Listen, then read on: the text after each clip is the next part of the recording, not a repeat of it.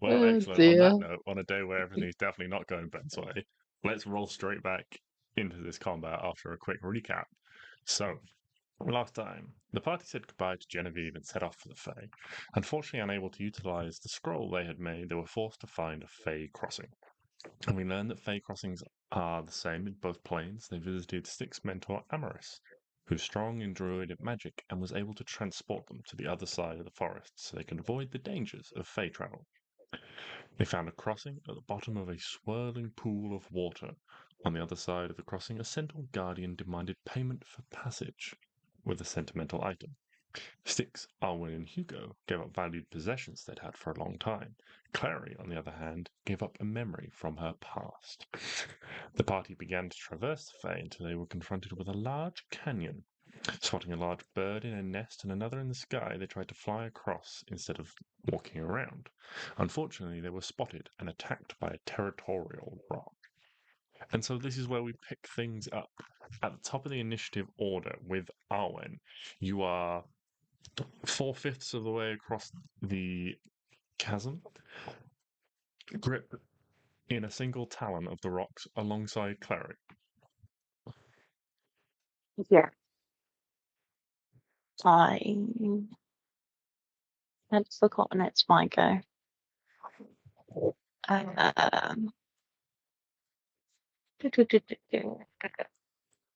Can fly.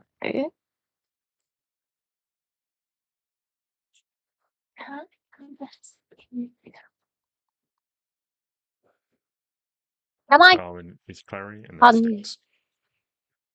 Just to remind you guys. I conjure animals? Yes. I need to look up what I can. Oh no, I don't have to look up what I can conjure. I have my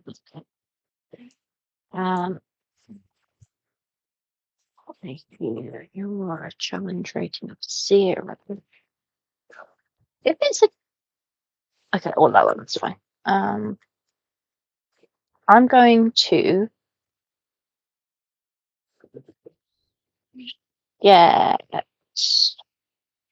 I'm gonna conjure 8 eagles. Okay. I tell them to. No, they just fuck off.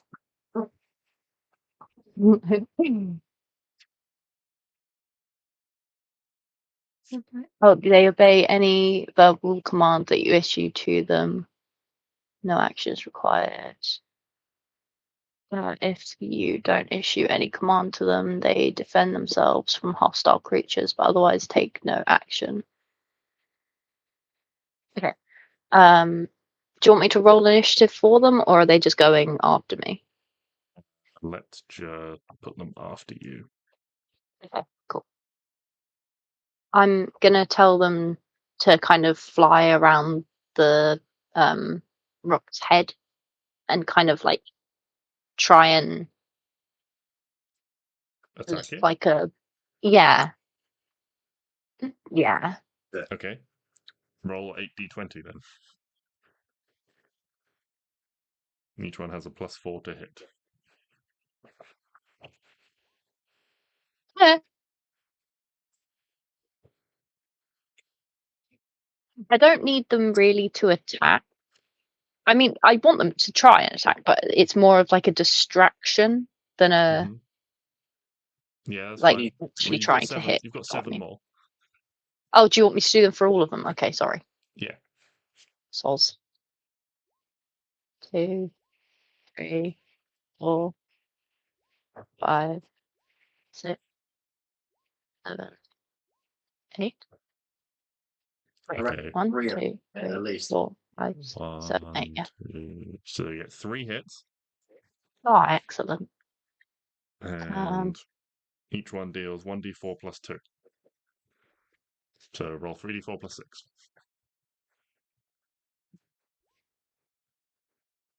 11, 17 damage. Still Oh, wow. immune to non-magical attacks? It is not.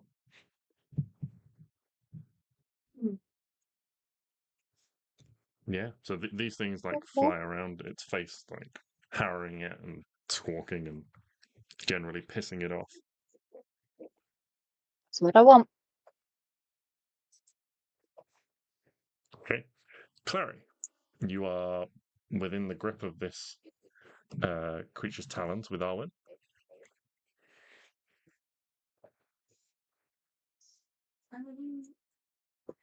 What time of day is it?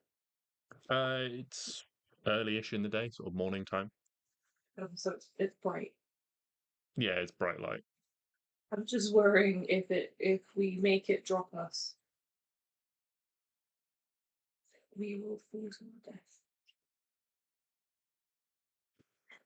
And I feel like I mean, if it drops us, I have another wild shape, so oh.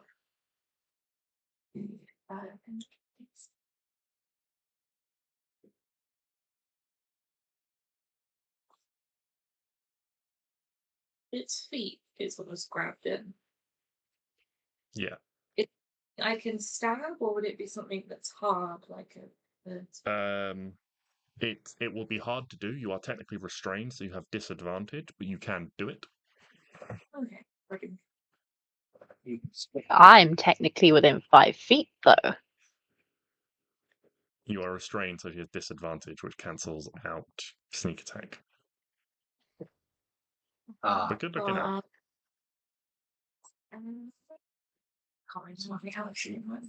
Oh, sorry. I might as well try.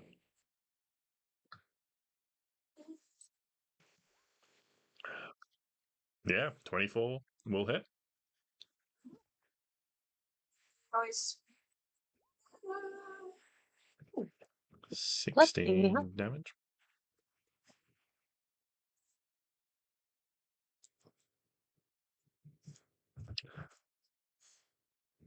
I'm gonna give you guys a choice here. Do you want it to drop you? Or are you trying to get it to drop you? Yeah. Probably fucking not. You will fall to your death. What is the falling speed? About 500 feet per round is the falling speed in D&D. It will drop you. You will drop 500 feet, and then it will be your go.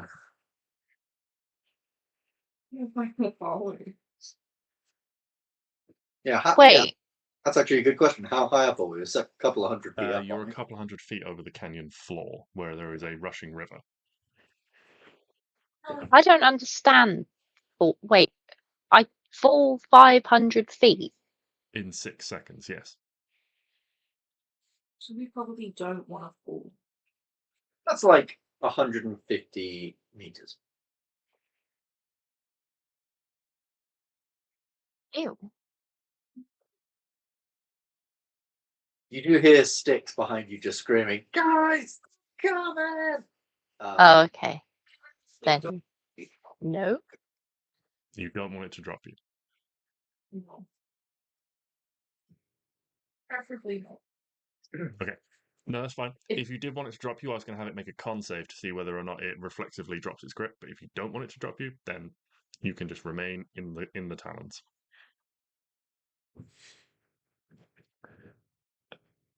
In which case, Stix. Alright, Unless there's a so bonus action you want to do first, Klari. No, I'm okay. All right, Okay. Stix. far away am I from this creature? You are level with it, according to my tracker. I'm level with it. Mm-hmm. Can I move over to it? As in, can I, with Elvis's movement of 80 feet, move to its talons so I am beneath or very, very close to Arwen and Klari? Yes, you could get to them. Fantastic. I would like to pull off my cape of the mountebank. Okay. I would like to. So I'm assuming they're wrapped up in the talons. What parts of them are available? Like, what parts of them are sticking out of the talons? Like, I'm assuming, like their head. Are there arms? Are there like legs? So Arwen was a giant eagle.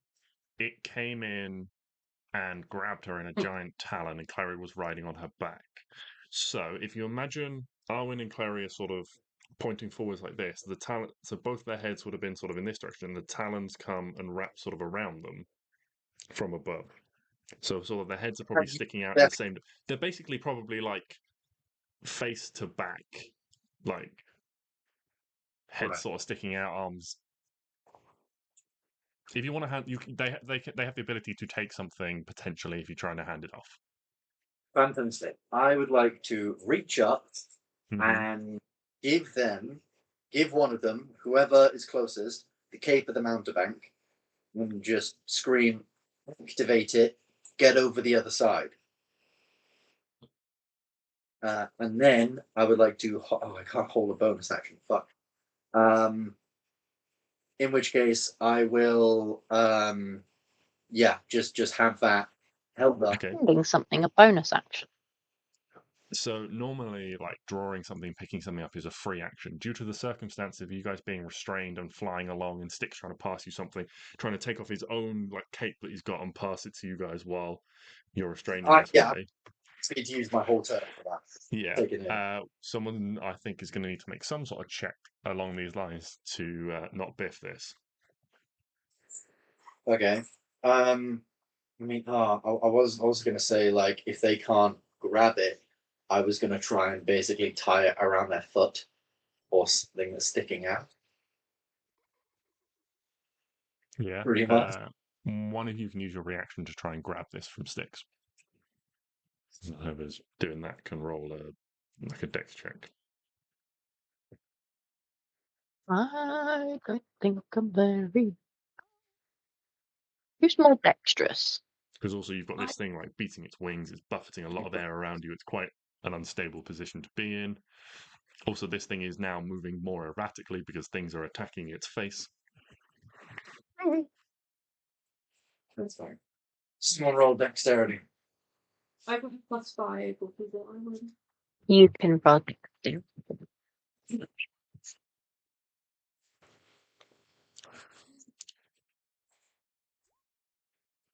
20. Yeah. Yeah.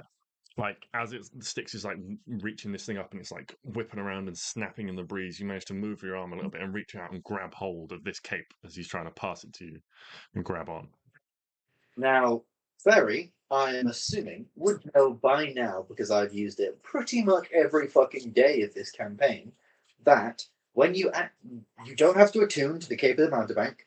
You can just use it, and once per day you can cast Dimension Door. Dimension Door only has verbal components, so they do not need their hands. And you can bring someone within 5 feet with you wherever you go at 400 feet. Last session, we were about 300 feet away from the edge, so they can get 100 feet inland, essentially, or Yeah, I however believe the cape far goes 500 feet, so they want you to could go. get Yes, 400 yeah. and Yeah, they can. 400 plus feet on land if you wanted. Yeah, they could both basically just use that to teleport inland. Klari teleports herself and the rock. It does make me size or smaller. Slight stipulation. Yeah, to like stop a flying person from picking up I don't know, like a fucking great worm and just teleporting into thing. Aww. Great way to like fill a bag for it. Teleport. After them teleport into a volcano. There's people nearby. I believe it also has to be a willing creature. Oh. Kind of fun. Boring. So that's my plan. Handed it to Klari. I'm assuming Klari is a smart person. She somewhat knows what to do. Stix is happy. This is all going to work out. Any movement from Stix at this point? Any movement from Stix himself? Yeah. No. Is on Elvis, and Elvis has used his movement to go up underneath. You were basically in that position already. You were level with where they right. were, so you have effectively got your full movement. Okay, then Elvis is going to basically go like the regular speed forward, but diagonally down. No, because I do not want an attack of opportunity from the. So I'm going to keep level with the rock. Okay. Actually, the I think rock with greater keeps- speed, I could make it attack me. I can use my reaction to make it attack me instead of Elvis. So yeah, no, fuck it. Yeah, that's fine. Yeah. I'm staying where I'm staying where I am. Hugo is currently 40 feet behind this group of people. Oh, fuck no! I forgot about Hugo. Sorry. In that case, then, can I go back for Hugo? Well, Hugo's doing fine. I know, but I'm just very scared that if you guys suddenly disappear, the rock's going to turn around and go, what more yum yum? And He could. Can't he? He can get to the other side. I'm pretty sure because he can use his action to dash, and then his bonus action also to dash. Because he didn't dash last time, just so he could dash this time. And I'm pretty sure he can get to the other side. Yes. he needs to move at 300 feet. You guys are currently at 240 feet of those 300. Oh, then yeah, he is protecting. Okay, yeah, then He's good. Hugo is Then at I'm gonna- 200. Then yeah, never mind. Then I'm going to stay You with say we Mr. all- Rock. Okay, what's Hugo doing?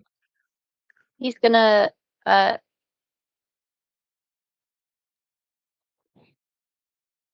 Is he far? Like, can he go far enough out that he doesn't get a He attack can of avoid. opportunity? Yeah, he can avoid Excellent, being cool. within.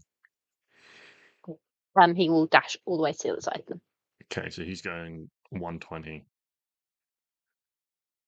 So so movement action dash bonus action dash Mhm. for him. Okay, yeah. So he gets over the other side. He gets over land again. Mhm. He can the- land on the land. He's going to land. Mhm. Okay. The rock is going to first attack one of the eagles around its face with its beak. That will hit, and one of the eagles is gone. So just make a note, you've got 7 Oh. eagles left. It's then going to make a talon He'll- attack at the thing near its talons. Which will be... That's probably going to hit. That's a 17 on the dice. Yes, it's a natural 30. Unnatural 30, sorry, to hit you. That's fine. Is he attacking me or Elvis?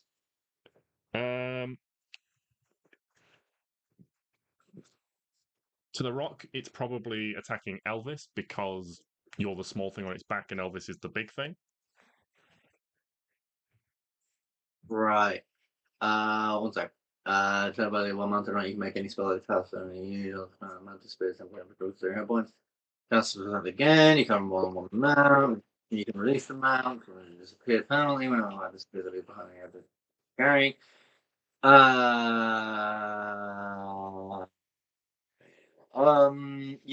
Unfortunately, no, there is nothing that says I can use my reaction to make target only me. There's Target. a spell that targets only you. You can make it. Yeah. Amounts of people. So in which case, yes, it targets Elvis, which is a slight problem. It's fine. I think Elvis is like 40 odd HP. Yeah, remind me what stat block you're using for The Elvis Griffin. again. You're using the Griffin. Right. Yes, because while he's sort of like canonically like transitioned up from Elk Elvis to Flying Elk Elvis, he is statistically a Griffin for strength and speed and HP. Right. Instead of a beak attack, it's his horns, and instead of a talon attack, it's his hooves. Yeah. Oh. So Elvis takes 27 slashing damage, and you find yourself in a precarious situation, Stix. Because Elvis is a large creature and you are a medium creature, the two of you together are too large for the rock to grapple all at once. So you find yourself sort of knocked in the air. So you are now more hanging on to Elvis than riding Elvis. That is perfectly fine. I've got that. Also. Elvis is grappled. The rock also continues, and so all of you are carried out over the land, 120 feet. So you are all at 360 now. But we go to Arwen.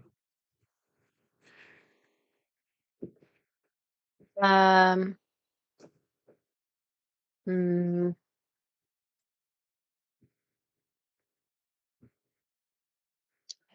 I'm gonna do nothing and wait to be let go. Okay. Are you going to hold an action? Or are you just waiting? I can't hold an action to run. Yeah, you can hold an action to dash. I'll can I disengage? No, I can't disengage. You are currently grappled and restrained. You can't disengage. Your speed is 0. No. Like, can I hold an action to disengage? I would say you would take the dodge action. I'd like to hold my action to dodge. Okay. Please. Okay. Eagles. They have a flying speed of 60 feet. The rock has gone 120 feet. 7 of them could make attacks of opportunity if you wanted to when it did move on its turn.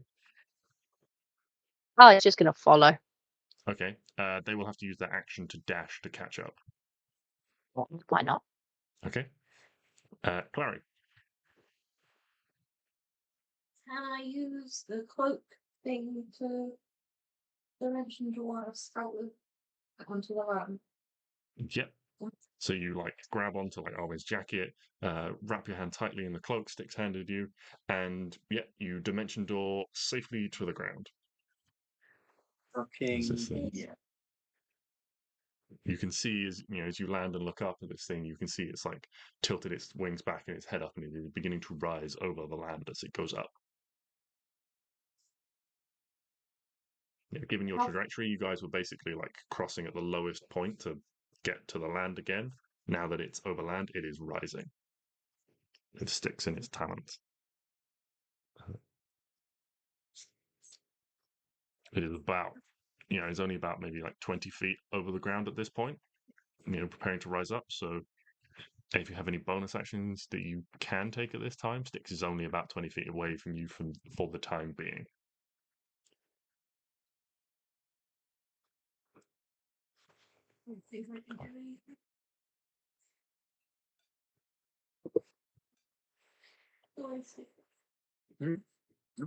Okay. You did exactly what I wanted you to do. And you did it well. Yeah, no, I'm good. I don't think there's anything I can do. Okay. Stix, you are sort of half on, half grabbing Elvis. You are not fully restrained. Elvis is the one that is grappled and restrained, but you are having to use some of your effort to maintain your grip on Elvis while he is with it. You think yourself maybe you've rolled to avoid this talon as it's come in, and it's got it's pinched one of your legs against Elvis, so you are on there sort of holding on with one hand. If you wanted to, you think you probably could wiggle free and let go and drop if you wanted to, because it has got Elvis rather than you. Well, JJ, here's the thing. I love my boy Elvis, and I ain't giving him up for smack.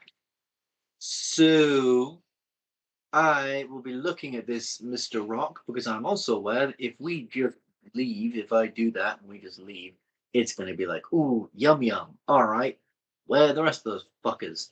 So I am going to. Oh, I'm torn, because on the one hand I could do Wrathful Smite, and it could be afraid of me, and it can't get closer.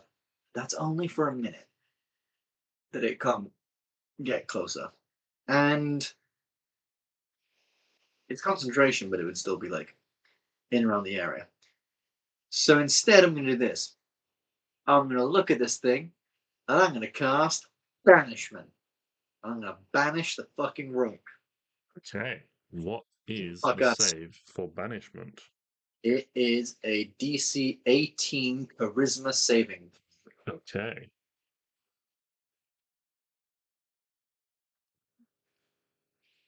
That is a 9. Fantastic. In a puff of just like pollen and petals and flowers and things, there's just this, and it disappears. And I look at myself and I go, I did not think that was going to work. I've never used that before. That's fucking cool. I climb back up on Elvis and we fly down to the ground. And I use all of Elvis's movement to get, as close to the guys as possible. And I say, okay, we've got a minute. Fucking leg it. Let's fucking leave. Okay, you all meet back up. You all start running. Run. As fast as your various limbs will carry you. In a minute, I think your slowest movement speed is 40 feet. So, if you all sort of dash for a minute, you can go, I don't know, you can go like 800 feet almost. Yeah, pretty much. It's a fair old way away. I'm assuming there is some tree cover. Yeah, there is some tree cover and things like that. You can quickly like dash for and make it there. A minute later, Stix, you feel your spell wear off, and you hear this like mighty eagle-like shriek in the air. Arwen, what would you like your eagles to be doing in the meantime? Would you like them to accompany you? Because I believe they last No, an they hour. can. Oh, yeah, maybe. They last an hour or a minute with conjure animals. I'm just checking. 1 hour. So they last an hour. So, you can dismiss them. You can just let them be free for an hour. They can just be free for an hour. Yeah, if you wanted them to accompany you, You could keep them around there so that when it comes back, Yeah, lunch on, and doesn't come off for us. that's what I was. Yeah. Okay. Yeah. No problem. Just if you wanted them to come with you, then we can note them for later. But if No, you're I just going think to leave them there as they'll. a distraction when it comes back, it's perfectly fine. Yeah. Cool. Yeah, you leave them behind. They act as a very good distraction, and you guys make it away scot-free. I fucking told you I had a plan. Fucking came for the mountebank. Best magic item. Oh dear. One of my top 3 favorite magic items that I currently have. Don't you only have 3 magic items? Shut up. I should have more. I have. What? You can only have 3 attuned items, but you can have as many like magic items. Yeah. 1, 2, 3, 4, 5, 6. What did we have 6? So. Yeah. You've got 3 magical weapons and a magical shield, so that's already 4. Oh yeah. 4. Oh no, I've got quite a few then. I'm a walking armory. It's fine. Oh yeah, because the bow is magical that Arwen gave me. Oh, so I've got like 9. Maybe like 10. And the Cape of the Mountebank is still top 3. That shit is dope. I love it. Lets me bounce around. I like it. You carry on your journey. The terrain is sort of gently rolling hills with clumps of trees and crop fields and things like that spread all around. The sky is blue, the clouds are scudding over it gently, and you find yourselves coming through a patch of trees to the edge of a large field filled with flowers. These flowers are noticeably different to anything you've ever seen before. While they initially look like large daisies, you can see when the wind gently blows across the field and they all sort of ripple in the breeze, you can see that they have an iridescent shimmer to their white petals. when it catches the sunlight.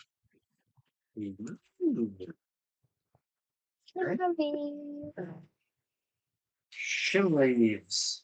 I shall name them, even though probably. Can I make a nature check or something? Yeah, you can.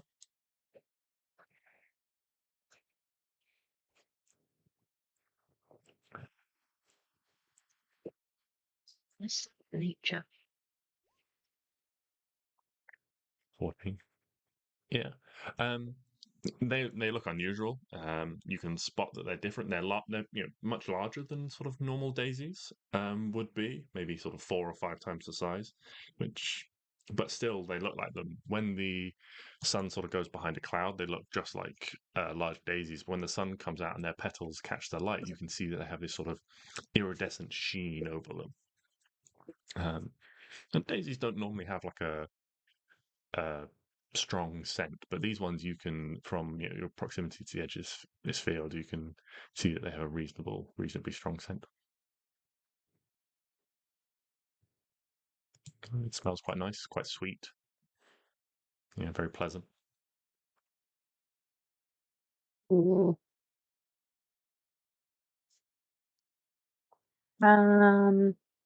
Your pathway leads you in the direction that you're still heading would be through this field. You carry on your journey. A ways ahead of you, sort of like on the far side, you can see like a couple of little like streams of smoke or something rising up, as if there's a village or a settlement ahead of you. Do we want to go to a settlement, or do we want to like pass around it? Well, it's going through the town or whatever, or place where people live. Is that the quickest route?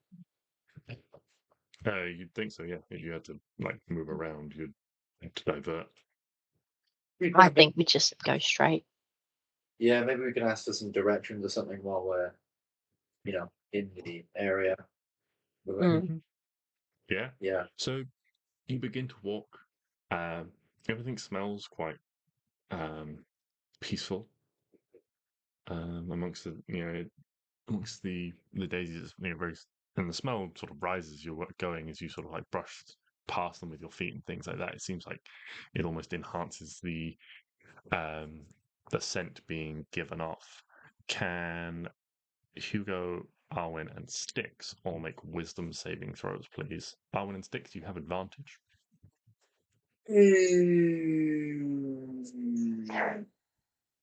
We have a +5. You have a +5. 25.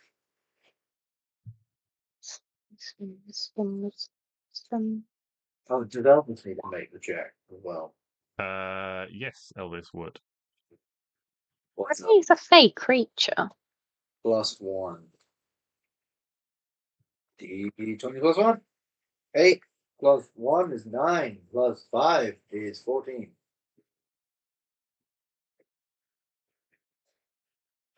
So all of you passed except for Elvis. So Stix on the back of Elvis, he like stops and lowers his head and begins to just sort of like sniff and snuffle and really like take in the plants very, very, very strongly. Can you make a Constitution saving throw for Elvis? Yes, I can. D20 +3. Yeah, I can fucking roll it now. 8 again. So it's +3 is 11 +5 is 15. Mm-hmm. Yeah, Elvis just continues to like sniff, very enamored by these flowers.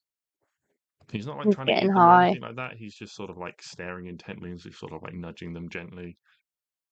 I will It's just almost like gently, they have like an entrancing effect on him. I'll just push on Elvis we don't have time for you and your horticulture. Try to push him away. He does this every now and again. He likes flowers, apparently. Make another con save for Elvis. Boy, What do you think you're doing? Yes. He's consistent. Yeah, what's everyone else doing? While Stix is trying to get Elvis moving, he's just stopped intently, like entranced by these flowers. I kind of want to speak with plants.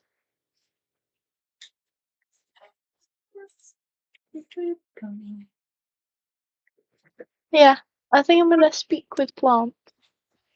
Okay. You speak with plants, and all around you, you hear this like chorus of little voices, like, come, stay with us. Come, sleep. Come, lie down in the field and take a nap. Oh, You look tired. Come and sit. I'm and sit. gonna Come and sleep. Sleep. I'm gonna tell Stix and Klari to push Elvis as hard as possible, because otherwise this big elk griffin thing is gonna collapse. yeah. And I'm pushing him. I'm getting up under his like up under his neck and head as he's like trying to put smell the flowers. I'm sort of getting up under his head. I'm like, come on. Yeah, you're like trying to push him up, and he's like fighting you at like every turn, like twisting his head, trying to get his head down near the flowers again. I can speak to him telepathically, so yeah, I'm like proper like telepathically being like, Yeah. no. Yeah, you're like trying to do that, and there's like a resistance to that communication. Like, yeah, he's just like ignoring you. He's just entranced and charmed by these flowers. But make a like a strength check to try and like get him moving a little bit. Oh Strength boy! or animal handling, it's up to you. Oh, I rolled a 21 on strength, so I am. Yeah.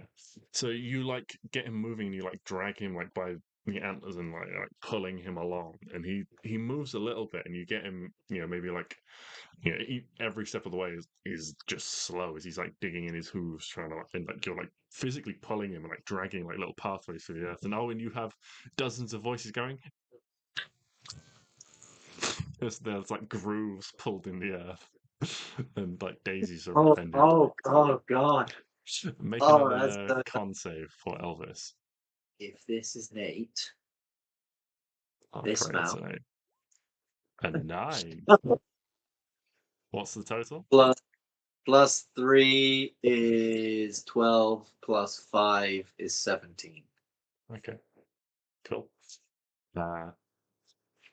So yeah, he becomes a little bit more responsive for a little bit. You manage to make a little bit more progress with him, getting maybe another sort of hundreds of meters or so. You have to do less dragging and a little bit more cooperative walking before he digs in his hooves again and starts like trying to intently get his head towards the ground once more. Now, can I ask the flowers to maybe leave the big thing alone, please? But sleep is good, sleep is nice, you deserve a rest. Come and have a nap with us, and you will feel your best. oh, that's rhyme. Shit. No. Let the big guy go. We do not make him stop, he is one of us. No. No, just let him go.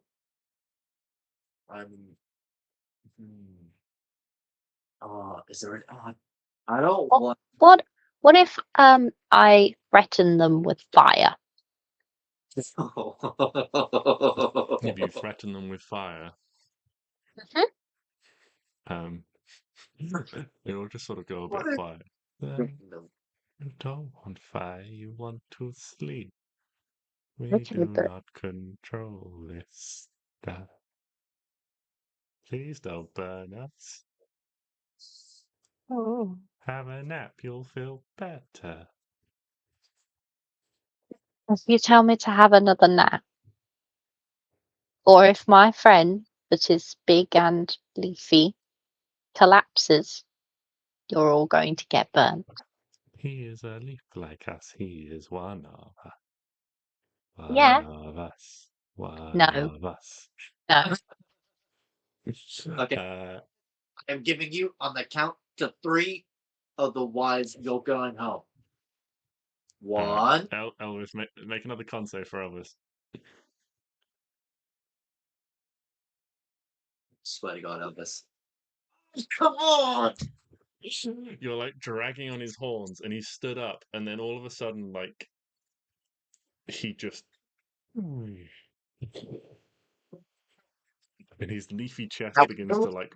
There is another bunch of like muffled screams as he gets like smothered as he smothers a load of plants. But yeah, Elvis, and like his chest is rising and falling. He's just asleep now. I'd like. I will send away Elvis. Okay, you dismiss Elvis. Yes, I will dismiss Elvis. And I'm like, fucking, come on, you got wings. You can't be. Jesus. Thought we were done with this. All right, yeah. See you later. You have a good nap, buddy. You did do a lot of flying on. Okay, I'll give you that. No, yeah, dismiss him, and he sort of just melts in with the. I say melts, like like ungrows in the ground, and he's gone. Elvis disappears. So we've used like healing potions before, Mm-hmm. right? Yep. So we just have empty bottles. Potentially, why? Excellent.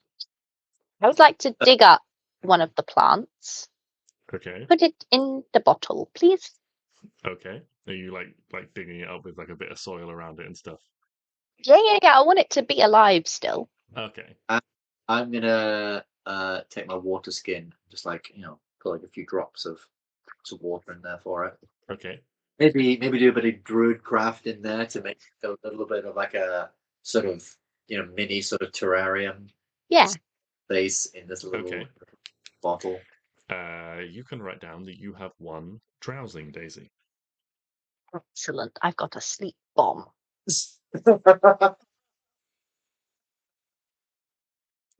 Maybe if we really don't like. You will need these in a larger concentration, as it took some time of you guys like walking across here and the effect of multiple of them for it to kick in. One on its own is probably not going to have a combat effective. I was hoping that maybe we could go home and we can find someone we really don't like, and we give them a gift of a flower, and then like this like mini terrarium, but like keep the thing open, and then every now and again they'll just find themselves collapsing in their own home. That'd be a really funny prank. I think every night before Arwen, oh God, Arwen's going to be a drug addict. Every night before she sleeps, she just opens the cork of the bottle. Just okay, better. Jesus, It's the best sleep she's ever had. Like the fantasy equivalent of like, what's it like, sleeping scents, or what's that stuff you can like put next to your bed and it like helps you sleep better. Or I guess like a sleeping pill. Could we like crush this guy up and No, a little well, yeah. and like eat it, and then we just go to sleep? Have we invented like fantasy holics? I think we should plant this guy, and then we can like grow like a little garden of them to defend our house. Oh my God, yeah! And then when we don't like people, we can invite them over to our house and we're like, oh, why don't you just go chill in the garden for like a few minutes while we just, sort out things inside. And then they go out into the garden and then we dispose of the body later. Oh, I love this idea so much. Yeah, if we have any more bottles, Stix is gathering up 1 or 2 more. Okay, everyone who wants to roll a d4. Am I actually missing any hit points? No. Klari is. Good. You could. D4. I also have proficiency in nature, so Okay. So Arwen, you have 2 bottles, so one plus including the one you've already got. So you've got 2. You can have 2 total, and Stix, you can also have 2 total. So Yeah, between you can Yay. collect 4 drowsing daisies. drowsing Yeah, daisies. I'm not worried about your ability to grab them. It's just how many bottles have you potentially got? I'm going to give Arwen my drowsing daisies because I type it via mouse. Best day ever. It's going to be great. Okay. You carry on, having managed to resist the effect of these daisies. The rest of the field does not bother you. As you're walking, you spot a sort of rise or mound off to one side of the hill. There's like a stump of a tree seems to be going out of it, and out of the stump of the tree seems to be a few wisps of smoke rise up.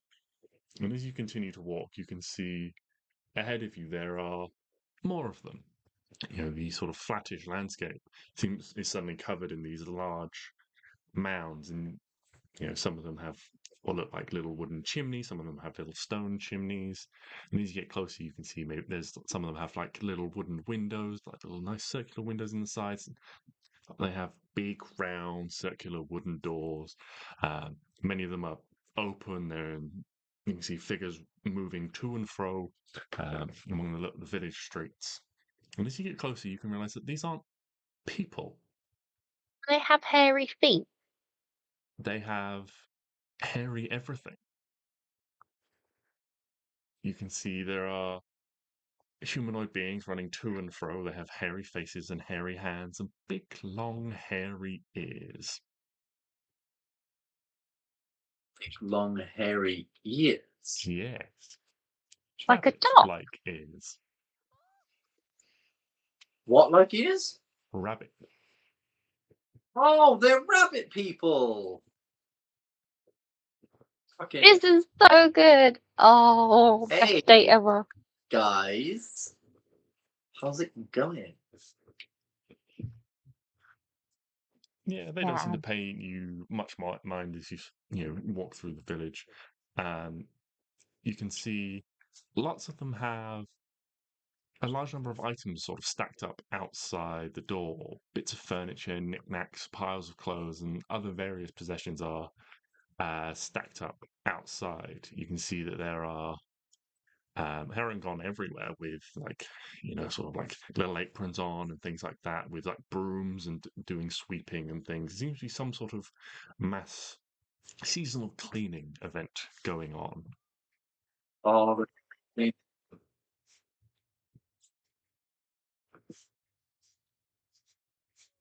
cleaning.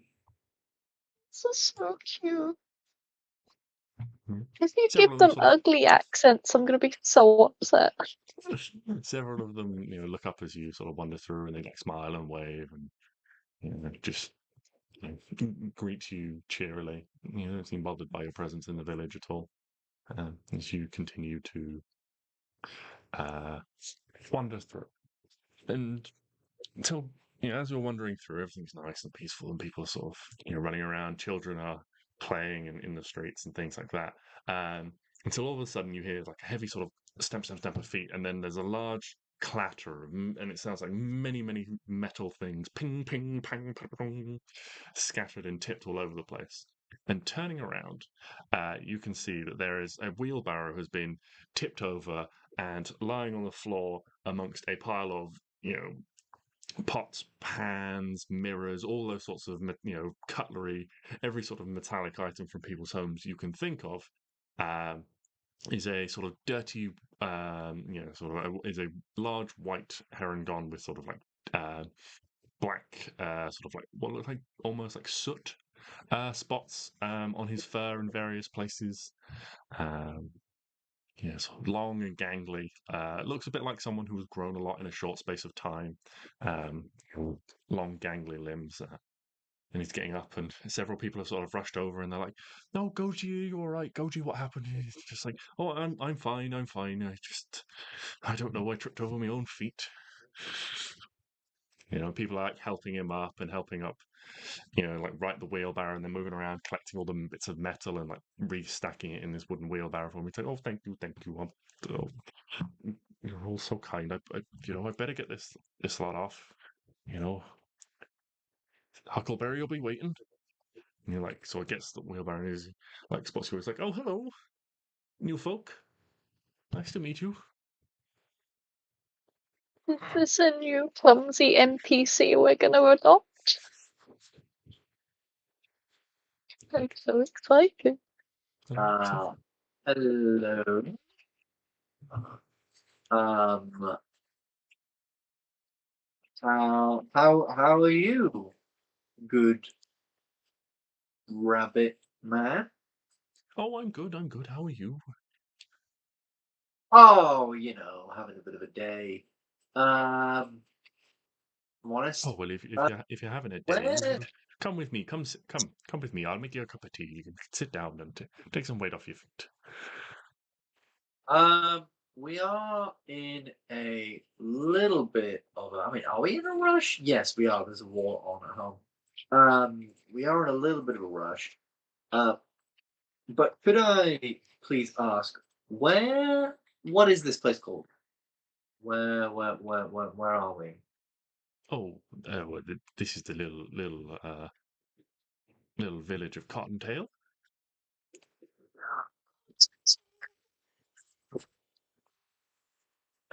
Ah, Run by Lady Cottontail. She lives up in that a little sort of over yonder. She's got a nice big warren over there. uh, fantastic. Did you say there was a war on? Oh Here? yeah. We're not exactly from this place. We're just here to. We're not. Well, that's good. Well, We're just here. if you're there's a war on, are you looking for? You must be looking for Huckleberry then. You'll want arms and armor. Although you look pretty Uh, well armed and armored yourselves. we are. We're here actually looking for. Oh, what's it called? The Rose. The Rose Garden. Was it called? Yeah, we're here looking for the Rose Garden. We're Can't say I've heard trying. of it myself, but old Huck might know. Come on, I gotta get Uh, all this stuff to Huck anyway. yeah, all right, let's go. Let's go meet this. Meet this Huckleberry. His surname is Finn. Poor oh boy. Uh, yeah. Let's go meet this fine individual. Yeah, And yeah. So, What was this guy's name? yeah, as you're walking, I was like, I don't think I've introduced myself. My name's Goji. Goatee. Goji. Oh, okay. Goji. Goji. Oh. And he leads you sort of like wending away through all these various like hillock warren houses. He stops in a few places and like takes things that people have like stacked up outside their doors, like again like pots, pans, metallic items, stuff like that, coat hooks and stuff, and like stacks it all on. This pile is getting sort of precarious in his wheelbarrow as he's wandering along and just like tottering through the streets. Until you eventually see there's a sort of a largish building. Again, it's this like domed, like grass moss covered structure, but you can see it's got this like large hole in the roof, and there's a big column of like smoke or steam like billowing up from the center. And like one side is almost like completely open, so it's like a quarter is just like basically this big open segment. So like big like basically like arched entrance, and you can see like tools, and you can hear like the ting ting of a hammer on an anvil. And inside, you can see sort of like through the smoke that there is this tall, broad black furred with long black ears, rabbit folk. As he looks up, you can see that he's like pulled his ears together and tied them up like in a ponytail behind his back. Um, And as he looks up, he's like, "Ah, Goji, there you are. I see you've made a fine collection. Get that lot to Snapper, and he'll have it broken down in no time." And it's like, "Oh, and you've bought new visitors or guests. Nice to meet you. And he like reached out this massive like a black rabbit's paw. It's like, like to shake all your hands. It's like, I'm Huckleberry. And Cody's like, yeah, they wanted to know about the rose garden. I never heard of it myself, but I thought you might know. He's like, oh, well, come on in. We'll have a cup of tea. And he like reaches up and like undoes his ear. And as he's like undoes his ears, you can see they like, whereas a lot of them have like their ears sort of like stick up and stay up. His are like really big and they just like flop over. And so you can imagine like if he's like leaning over, they would like lean forwards and possibly get like burned and stuff. You're like, yeah. Mission accomplished. I've broken Abby. Yeah, and he like takes you around the back and like takes like a kettle off the side and like dunks it in like a thing of water and like fills it up and then like puts it basically like hangs it on like a hook over the forge. Like takes a massive foot and like pumps on the bellows and the forge and like gets up really quickly. He's like, that'll be boiling in no time. Come over, sit down. There's like a little table. It's like, what would you like? Chamomile, jasmine, mint, echinacea, lavender. You fennel, just have just standard green dandelion thing. or mint or peppermint. Oh, you know what? Screw it, mint. Mint tea would be lovely. As long as wait, what a mint here. Is mint here? Like, can you show me like a mint leaf? Yeah, Like, he like yeah. he like walks over and he's got like a little that there's like some plants and things like growing on like a windowsill, and he's like, well, this one's mint, this one's chamomile, this one's jasmine. They're the same as what I Yes, know mint. you recognize them to be probably maybe like slightly different as if they were part of the same family, but not identical, but like similar enough that you'd recognize them to be from the same plant family. Right. Okay. That's fine then. I didn't want to be like accepting mint tea and fucking being off base for 3 days. Yeah. He makes you all like a cup of tea of your choice in these like little like earthenware mugs. As you're all sort of like sitting down, like you can hear various like tings and bangs of like Goji's in the back somewhere. Oh, he's making a mess. Yeah. I all settle down. It's like, well, what can I do for you all? You wanted did Goji say the rose garden? Yes, we are looking for the rose. It is the rose garden, right? I'm getting that name right. The rose garden, the thorn garden, something like that. There's the rose garden. Yeah, we're looking for the rose garden. There is basically there's problem going on there. It's a fairly unknown place out yonder, and he just sort of like gestures vaguely. It's a entirely different, like under entirely different archfey. They're not sure who's in charge out there. We're under the grace of the lady Tinthara out here. We're out of ways, and she's everything's good. But yeah, I mean the rose garden is out yonder in sort of that direction. I've heard, but it's I mean the various stories. I don't know if you've heard any of them about it being sort of taken over and a bit of a dark place. Well, that is exactly what we are here to discover for ourselves. We too have heard stories, and there is something there that we acquire. And we believe that in acquiring this, we might be doing some good for the place as well. Oh, well, that would be marvelous. I mean, between you and me, most folks don't really know, but there's been a few sort of odd creatures emerging. We've had a little bit of trouble.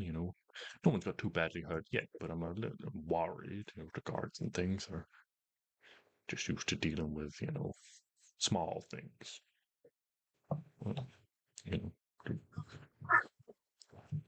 if it gets too much worse, Lady Cottontail's going to have to send for some professionals from her ladyship Tinthara. It might be mighty expensive to the people around here to deal with all of that. What kind of things are we talking about? Unusual things that are like unnatural, more sort of planty, but like the plants here are alive. Everywhere. I've gone southern. Yeah. The accent has evolved. Oh, we'll roll it. No, go back. I'll try. I might need Goji to butt in again. So everything's things like the plants and the wilds are nice around here. Everyone's very much a fan. I can't get back. I'm stuck now.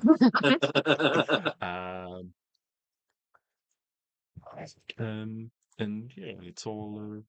But these things are sort of a combination of plants and people. Well, plants and things, and they're just strange. Not seen stuff like it before.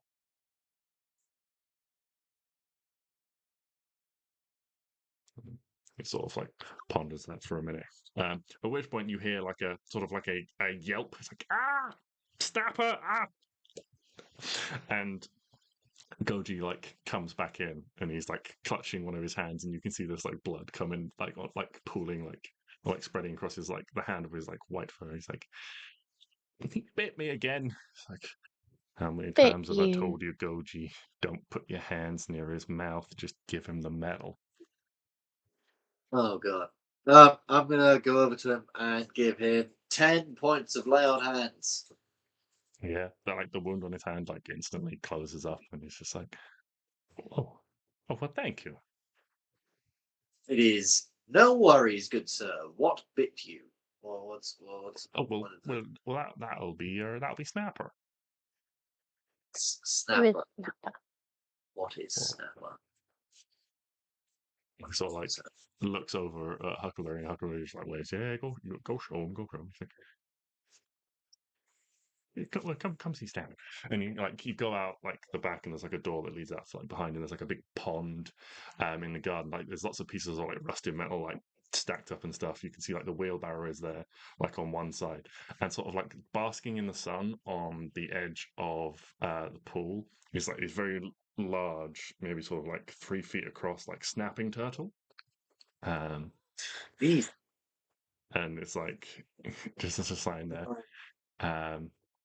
And yeah, and like Goji like picks up like a big pan that's got like a wooden handle and stuff like that. And he's like holds like the metal bit in one hand and like and she goes, Snapper, and Snapper's like here just and takes his massive bite, and he bites off the wooden handle, and Goji like takes like the metal bit that's like remaining of the pan and like tosses it on a pile.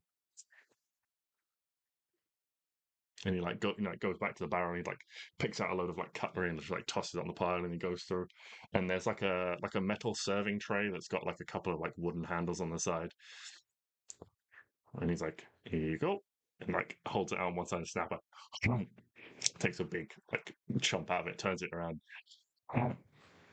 Snapper's very useful for Mr. Huckleberry. He bites off all the odds and ends, and sort of he's just got the metal bits left, so we can melt them all down and make things for people. It's part of the whole spring cleaning. People throw out the bits they don't need, and Mr. Huckleberry spends time making things for people. Nails, doorknobs, all that sort of things that people can reuse.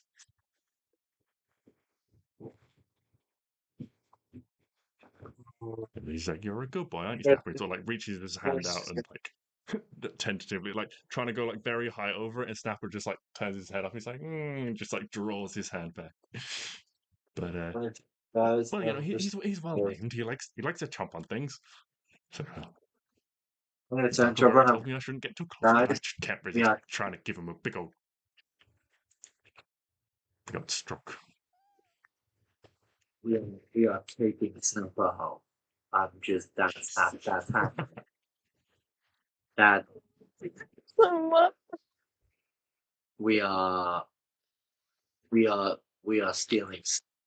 That is what his has become. Our world will just have to. I mean, I'm sure they'll cope while we're chilling out with Snapper. I'm sure that I want to live here.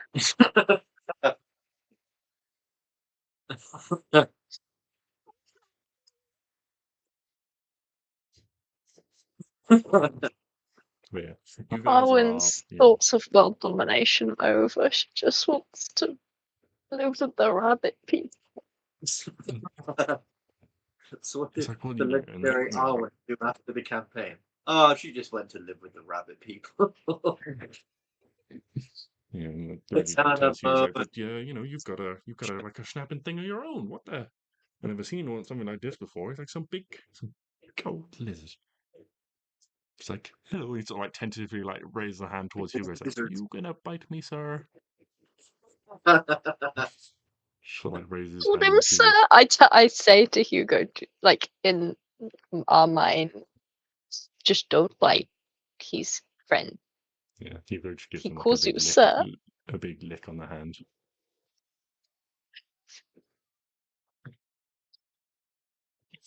These people are just like slavers or something, right? They're like the cutest people ever, but secretly they run the like human trafficking trade for the Fey without assumption. I just Yeah. Yeah, and, like Goji's like giving Hugo like scritches under the chin and stuff like that, and Hugo's just like a big happy lizard.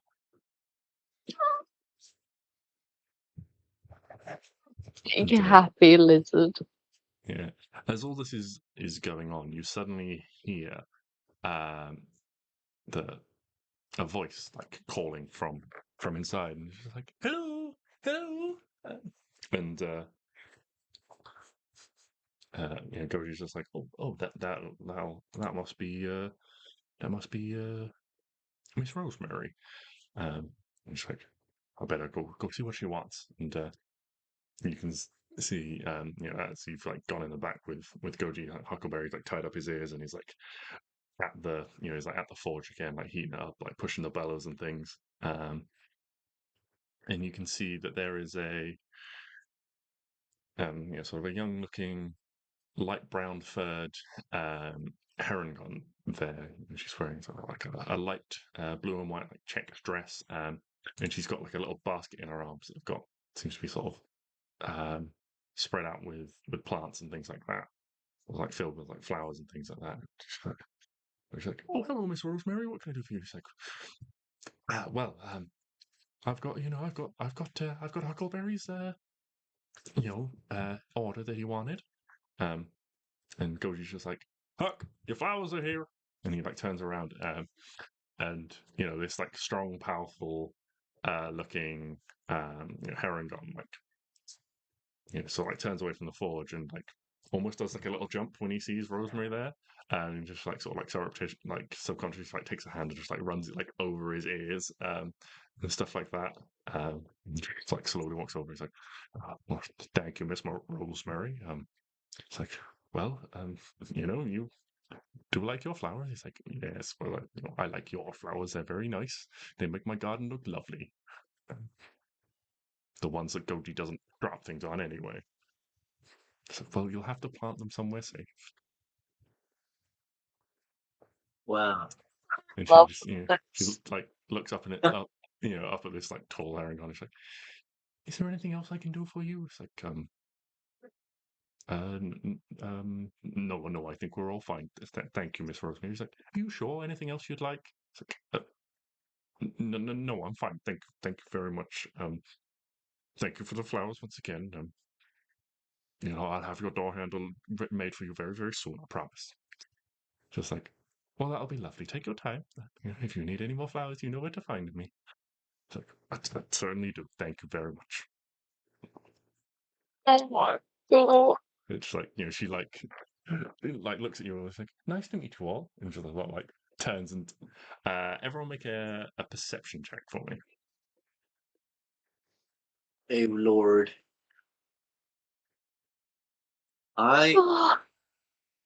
The remainder of this session should just be us walking around the town, JJ describing the cottage core fucking shit that goes on. Uh, So, because I won't make it to the end. so, Arwen, you don't really see too much. Stix and Klari, you both see that sort of like as Rosemary turns away, she like shoots a little wink in your direction, and like she absolutely knows what's going on and what she's doing, just teasing old Huckleberry. Um, Clary, you pick up that sort of like as you all turn and sort of like watch her leave, Huckleberry just like briefly just sort of like turns away and it's just like, oh god, just like heads to forehand, like he's just like, oh god. He's like, that's like a big breath. It's like, whew. So he's like, oh, so you saw a snapper then? Still got all your fingers, I hope? I swear to God, one of these days I'm gonna have to sew one of Goji's back on. This is the best place I've ever been in my life. Oh, that's kind of you to say. I mean, I'm sorry, how terribly rude of me. I haven't asked your names yet. Yeah, I'm Huckleberry, and what are your delightful folks?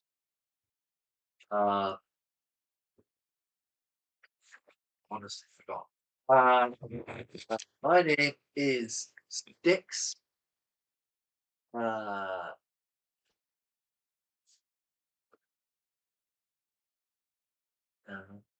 This is Klari. This is Arwen. We are. Oh, and that's Hugo down there. Thank you. And yeah, as I say, we are here on a mission that does not matter any. I guess we're just gonna stay here. Kidding. No, Oh, we're here what? on a mission.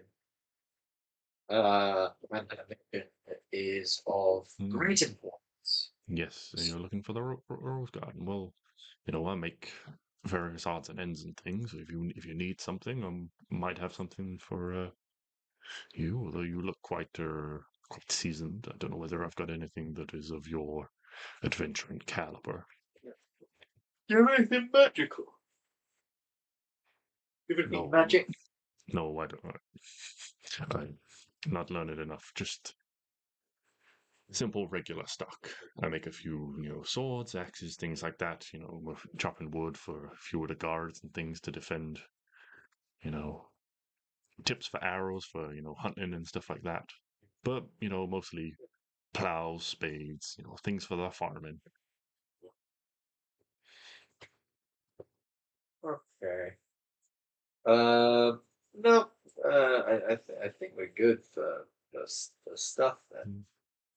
Well, it's pleasure to meet you all. You're welcome to stay as long as you like. We're having a bit of a, there'll be a bit of a Warren gathering this evening. Everyone will bring some food and things like that to sort of celebrate the end of the cleaning. We'll all get together. People will play some music, some songs. Have a bit of a dance. That's everything. There. Obviously, you've definitely met Miss Rosemary. She has a nice flower shop across the way. She has a nice smile too, don't you think? Yes, she does have a nice smile. Maybe you should tell her. I can prep a spell called ceremony. I can literally marry these two people.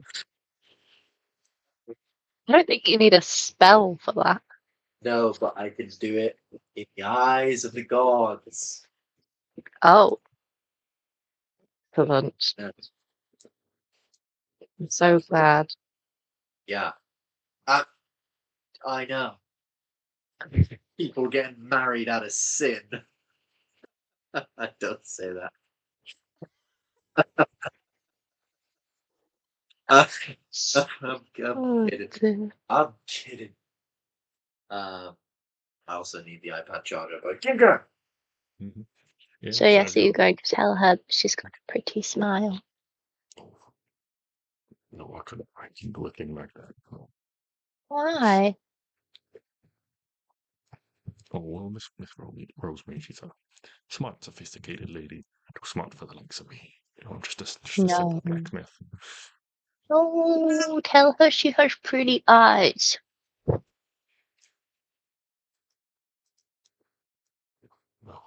Is there anything you need while you're here? Anything I can get for you? I need you to tell her that she's got pretty face. Oh, hush, hush now.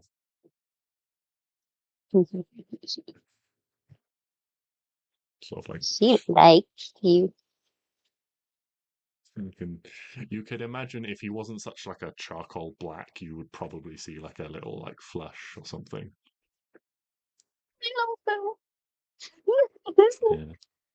But yeah, as you guys are having this conversation, you suddenly hear in the distance that there is the sound of a large, loud horn. People look around. Sort of the cheerful atmosphere sort of dashed very quickly. People look around, a little worried. You see Huckleberry like stands up straight, like reaches over and picks up like one of his big hammers off the anvil. He's like, "That's the warning horn. Better go make sure people are okay." What's the Yeah. warning about? Well, I said we had strange things going on. This must be something big. Mm. Come on, we better go see what's going on. And he like strides like out of his little out of his forge, sort of down the street in the direction of the horn, towards the sort of like the northeast of the town. And you can see like as you walk through the village, people are sort of like gathering and sort of like hushed up. And a few people sort of like shoot off questions like, "Huckleberry, what's going on?" He's like, "I don't know anything more than you. I'm gonna go find out. We'll see if the guards have found us, make sure everyone's all right." And a woman sort of like runs up. He's like, "Huck, some of the children went out to play in the trees over yonder. Uh, uh, we need to make sure they're okay." And you see there's like a small group of like a couple of mothers and fathers and things like that. It's like, "Okay, come on, come on." He like picks up his pace. We'll make sure everyone's all right. Um, as you quickly, they start to sort of like trot through the village. You get towards the edge, and you can see there's like a little like cluster of trees, and then all of a sudden, like bursting out of these trees, is like a group of like 5 or 6 children. And you can see there's like a couple of adults that look like they have like sort of similar like blue and gold. Sort of outfits on, and they're sort of like behind them. You can see that they're holding spears and they're like harrying they're not they're like harrying the children to get them to like hurry up.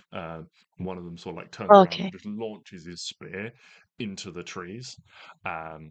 and then like bursting through the trees, you see this great mass of like feathers and wings with like multiple orange beaks, and it's just going. Multiple beats. Yeah, you can see that there is a large, multi-headed goose. A goose hydra, if you will.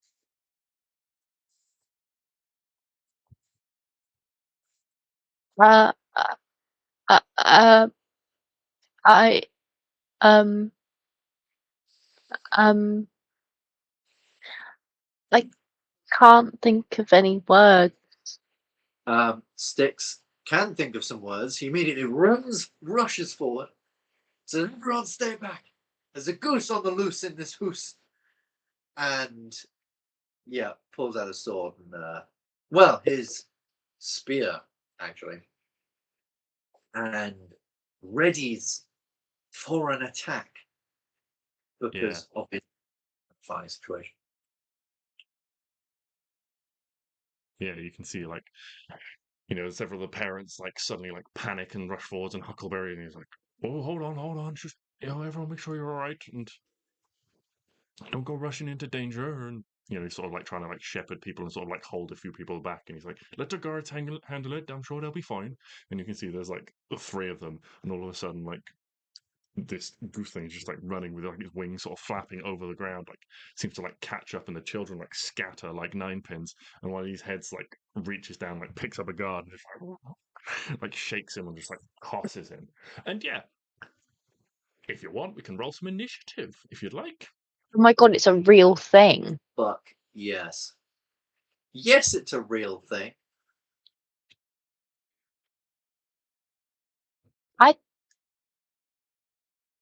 It's just a silly little goose. It's a silly, massive goose. Oh, that's a big goose. It is a big goose. This creature is technically huge in size. Oh. Its size category is huge. Oh. Very Lord. Where's initiative? Oh, that's a good set of initiatives. All right, Hugo is too stunned. He's like, what is happening? let's get 1 for the goose hydra. So initiative bonus +2. Cool. And then we have to get 1 for the guards as well. You can go. What's your initiative bonus?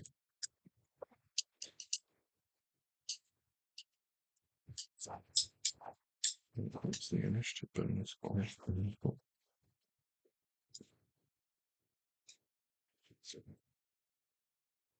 It is +1. Cool. So, Arwen is up first again. Oh dear. Where am I? Oh, I'm down there. Yeah, but you guys down to the bottom left. Why is there a fox on the goose? I will explain momentarily. Once I've got initiative, so Arwen, then Stix, then Klari, then we have Lucy Boy, then we have the guards, and then we have Hugo, who I almost called Neo. How many heads does this goose have at the present moment? At present, it has 5. That's 5. Okay. Mhm. So most of the children have scattered. The guards have like turned around or like leveled spears at it, trying to keep it back. As it's like stamping around, sort of like thrashing at the guards, you can see that there is a very small child is sort of like crouched down, like clutching their head between its legs. And you hear suddenly one of these mothers run forward, and like Huckleberry like grabs her like around the waist to stop her like rushing in. And he's like, "Roo, Roo!" He's like, "Get off me!" Stop! You just call him Roo. Oh no. No. No. Kanga, stay back.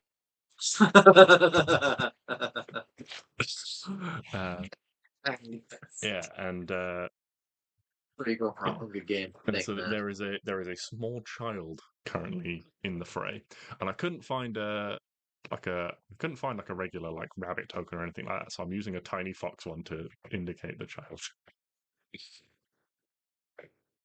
When you first said like children, I was Yeah. like, oh, children. Yeah. And then I remembered their little baby bunnies, and now I can't handle it. And I must save the little baby bunnies.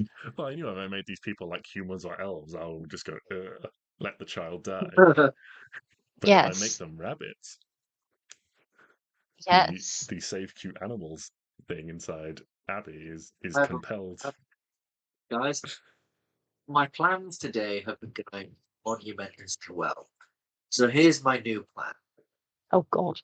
We leave our world to deal with whatever it's going for, and we become the new town guards of this town.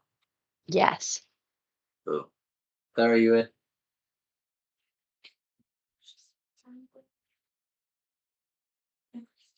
Yes, and we become the town guards for this rabbit town. Fantastic. That's 3 yeses, folks. Hugo's also in because he got called Sir. He Love it. does mentally just send you a picture of Neo with a question mark. Fucking. But Fine, we'll get Neo. that's something you can all ponder while you fight a giant goose hydra.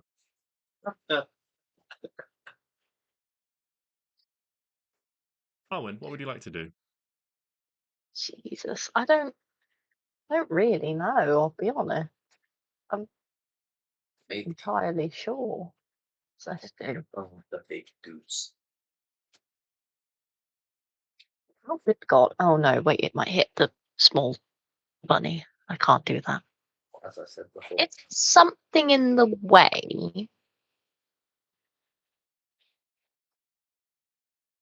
of like some divine column of something. Does it go through the bigger being to hit the smaller being underneath? Read the description to me, and I will tell you. Okay. A vertical column of divine fire roars down from the heavens in a location you specify. Each creature in a 10-foot radius, go. 40 Each creature. radius. Little bit. Hey, Okay. you could torch it. It's up to you. I'm not torching the little baby bunny. Don't be silly. Silly little goose.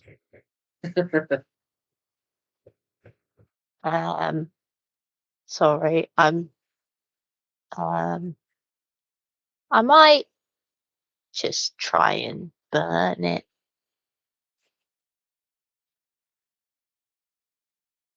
Fireball's not going to hit the baby bunny, is it? Fireball is an AoE. That's always Oh no, I It hits all creatures within the area. can't. If you want to land the fireball somewhere where you think it'll hit the goose but not the child, you can roll. If you roll badly, you will No, lose control no, of the fireball. no. Just, you know. What are you doing, Arwen? Reading. I'm doing Scorching Ray. Okay. That is one person, right? Or target? Yes, I'm Okay. going to Scorching Ray it. What level?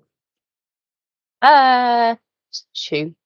Okay. Roll those attacks. Oh, well, that's awful.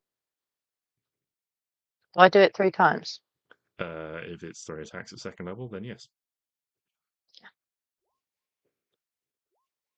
This is awful. They all That's miss. And it's like wiggling like massive heads, and your desire not to hurt the child, you just aim a bit high and just like shoot 3 like arcs of fire into the air.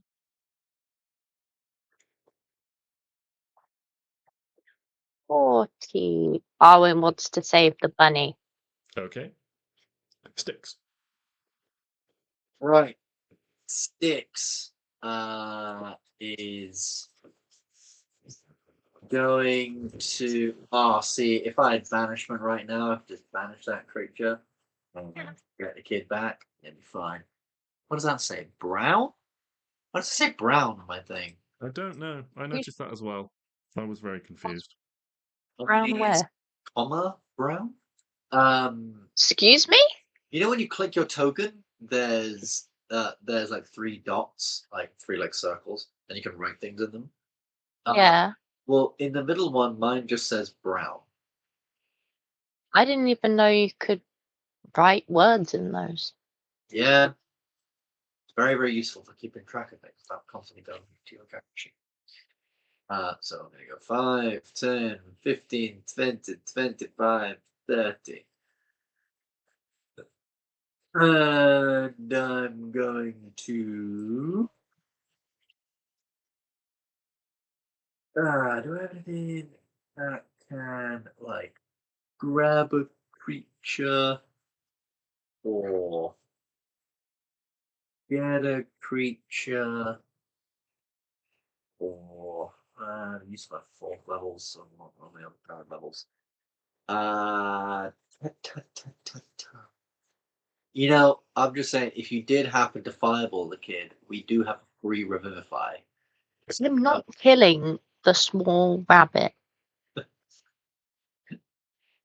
Not happening.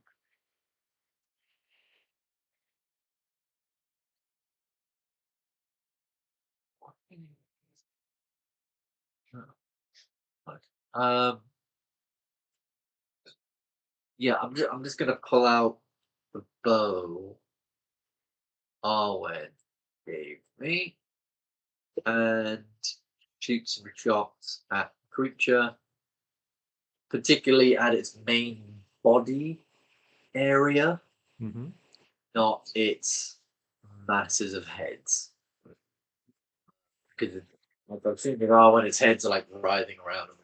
That's just for flavor, of course. Yeah. Add 8. 23. 23 will hit.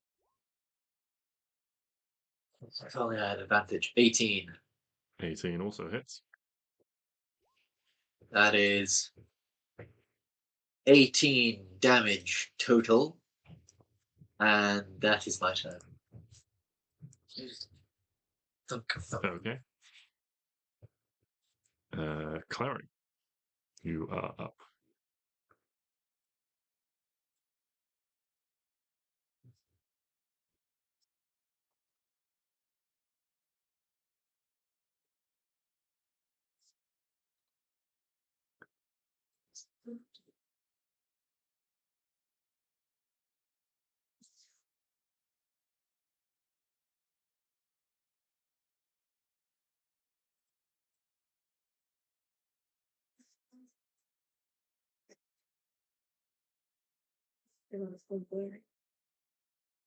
Oh, it's very blurry. What the fuck's going on? Ah, there we go. It didn't fix itself.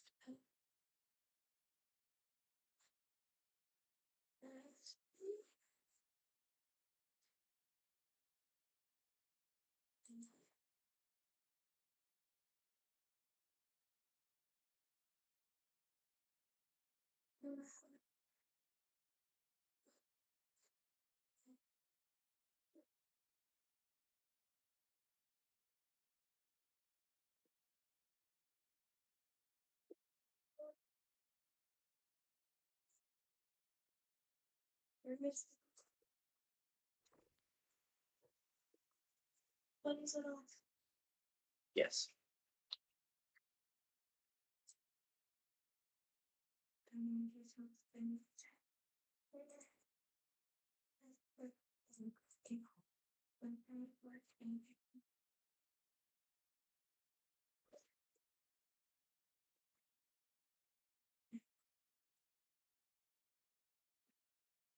I'm gonna bonus action dash.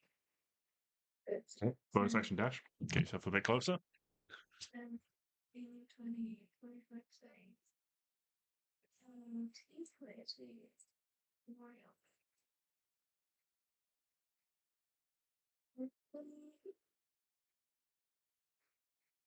It's not like in the air or anything, is it?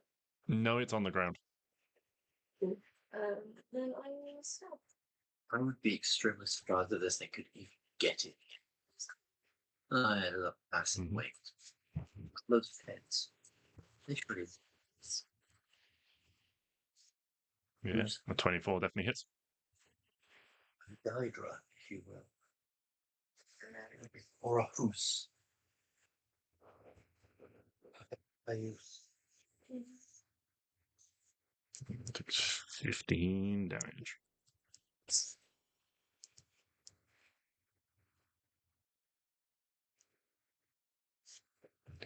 That's everything on my turn.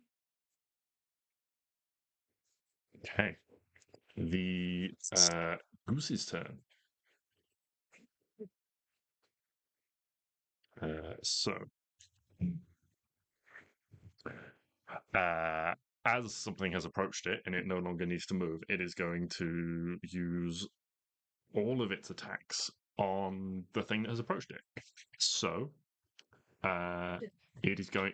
The Goose Hydra gets to make one attack per head. It currently has 5 heads, so it gets to make 5 attacks.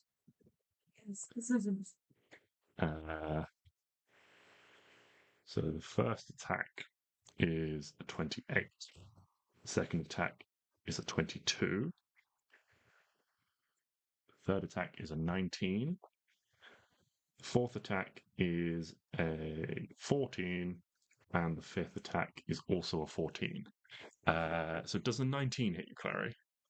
19 does, yeah. Okay, so that'll be 3 hits. So Ow! Tom Sharp! You switch on. 9, No, I did not. 9 plus 15, 9 plus 15 is numbers 24. So you take 24 bludgeoning damage as three of these beaks rapidly just like straight. Well, all five of them strike down at you, but you're only able to dodge two of them, and three of them smack into you. Use my uncanny dodge to half all of it.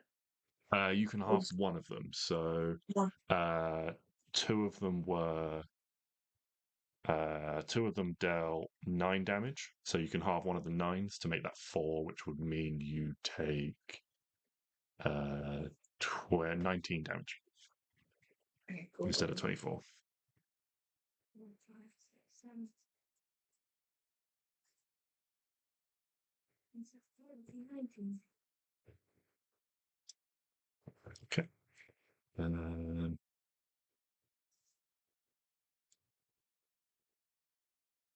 so that is its turn. The guards.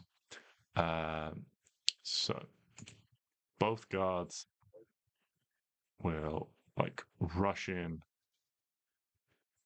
on the side. The first one is going to make an intimidation check to try and like get the goose's attention, while the other one is trying to like has like dropped down to like all fours and is like trying to sneak in stealthily. And so that is a 10. So there's a little bit of a quaver in the guard's voice that's got a spear. It's like, over here, look at me, look at me. But he's also like trying to sort of like look down and like also gesture to the like child to like try and get them to move. But this child is like curled up. They've got like their head in their hands and they're just like crying underneath them. You don't think the goose is actually aware of them underneath them, but its big feet are like stomping around. The goose doesn't seem that interested in the guard for the time being. Still mostly focused on Klari, who stabbed it. The other one's going to make a stealth check. Oh, that's a 3. +1 is 4. Yeah, so this guard like comes in, but like one of these wings, like big wings, like comes down and like sort of like gets in its way, and he like jumps back and like lets out a shout, and like one of the many heads like turns in his direction. He's like, "Oh no!" But we go to Hugo.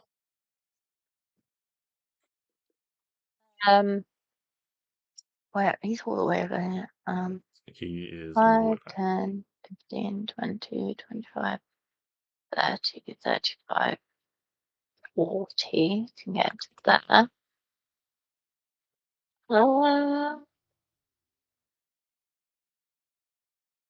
B is the little bunny. The little bunny would be considered tiny, or well, would be considered small, not tiny. Yeah. They are, herringons are medium creatures like you guys, so it is like a, imagine like a 6-year-old child size. Like as you guys have been like coming in, like various like other children have all like rushed past you into like awaiting parents' arms and stuff like that.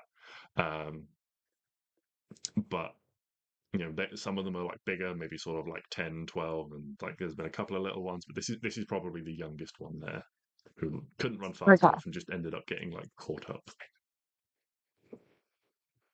I'm going to use my bonus action Mm-hmm. to go here. Okay. Dash to there. Can I hold an action to Mm-hmm. dash? Is that possible? Yeah, you can hold an action to dash. I'd like to hold the action to dash when the bunny is on my Sorry, when the bunny is where? butt. On That's your back. good. Okay. All right, we go around again then. Top of the initiative is Arwen. Excellent. Arwen would like to conjure fire spirit. Okie dokie. Fire spirit goes within how many feet of me? Is it within 30 feet of me? I do know. I just forget.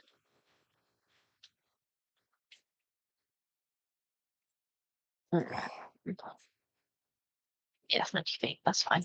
Oh my god, he's huge. Flipping it. How'd you make him small?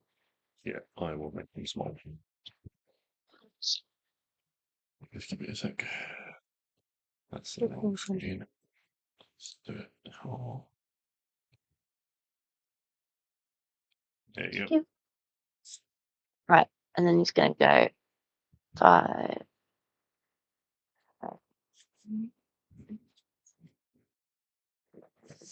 Oh, oh god. Here, here. 5, 10, 50. And then he's going to fiery teleport No. with the small child. Yeah. Just make a quick dexterity check for the fire spirit. Acrobat or athletics or acrobatic basically for the fire spirit. If it's got either a proficiency, otherwise just dex or strength. Just to like get in quickly like amongst these like stamping feet and avoid like danger and things like that. Yeah, almost. As you imagine, it's got these big like duck feet that are sort of like stamping furiously, and the child is like precariously in the middle of them. I think he'd have goose feet. Well, you know what I mean, like webbed feet.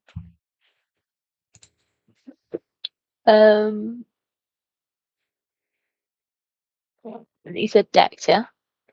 Strength or dex, your choice. Like, or like, Strength for the or spirit to like dex. muscle its way in, or yeah, What 20. did it do? Absolutely no trouble for the spirit. It can easily like slip in amongst them, quick as you like, Jesus. and get to the child. Perfect. And I'll go to here, Mm-hmm. which means the child will get here. Yeah, child goes And with you. it will do damage to the goose. Okay. What does the goose need to roll?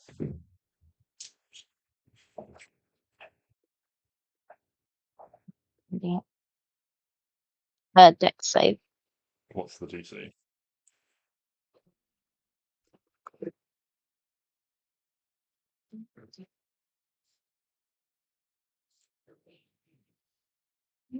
Mm, 16. 16. It fails. Excellent. That means goose gets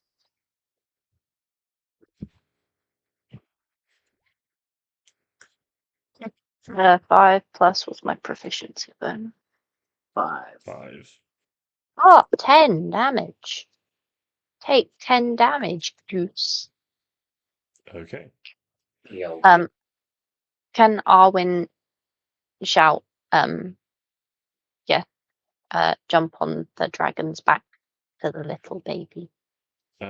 Yes. Make a persuasion check. This child is like frightened and afraid. They probably, they're like, as I said before, they're like crouched down, like clutching, like hands over their head, like sort of like they've like flattened like their ears against their head with their hands and stuff. They probably haven't noticed that, that they've even been teleported. But your shout like gets through to them, and they like look up and they like see. What exactly do you say? Um, jump on the dragon's back. I would say more, but I've only got like 2 seconds. Yeah, that's fine. So you like shout that, and they like look up, and you like point at Hugo, and Hugo like lowers his neck, and like they like tentatively like reach forward and begin to like climb up, and Hugo like sort of like lifts his like as they like go up, like they sort of like flop over his neck. Hugo like turns his head around and sort of like deposits them on his back, and then he can use his held action to dash. 5, 10, 15, 20, 25, 30. It's 40 feet, yeah. Yeah. Boop. So he dashes. I'm just gonna put them there so we can see them. But yeah, he dashes away. Good job. Stix. Being that this child is now in somewhat safer hands, Mm-hmm. Stix is going to move 5, 10, 15, 20, 25, 30. Mm-hmm. And with the dash though. Dash.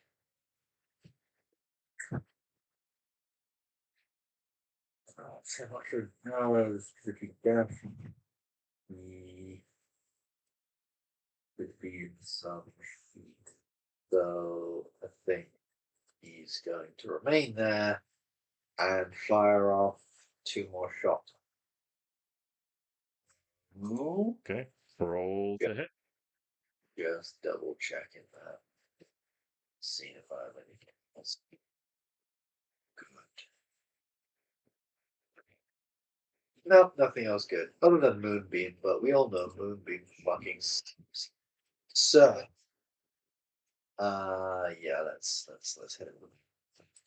Bam, bam. Two 26, unfortunately misses. 14. But yeah, That's 26 will hit. 5 damage. Another 5 damage, a little more chips away as another arrow lodges between the feathers. Indeed. Mhm.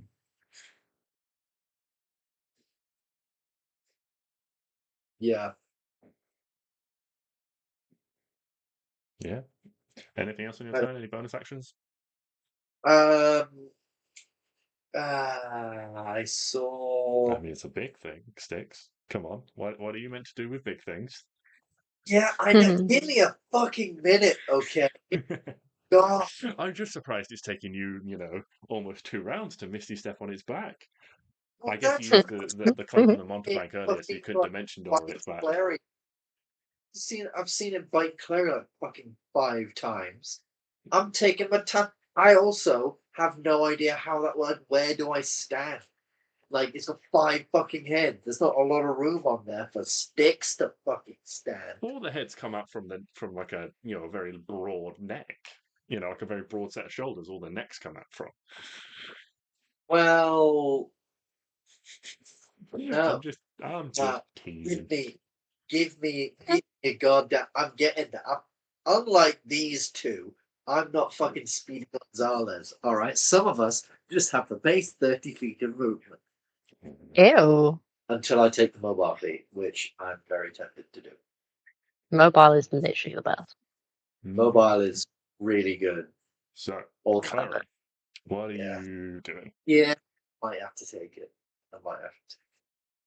Klari, what are you doing? Good, Klari.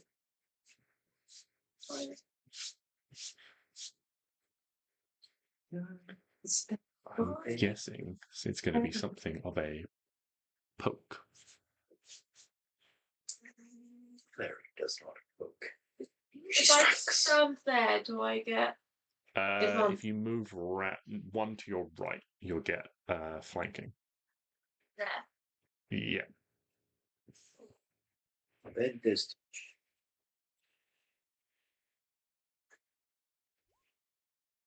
31. 31. Yep, that definitely hits.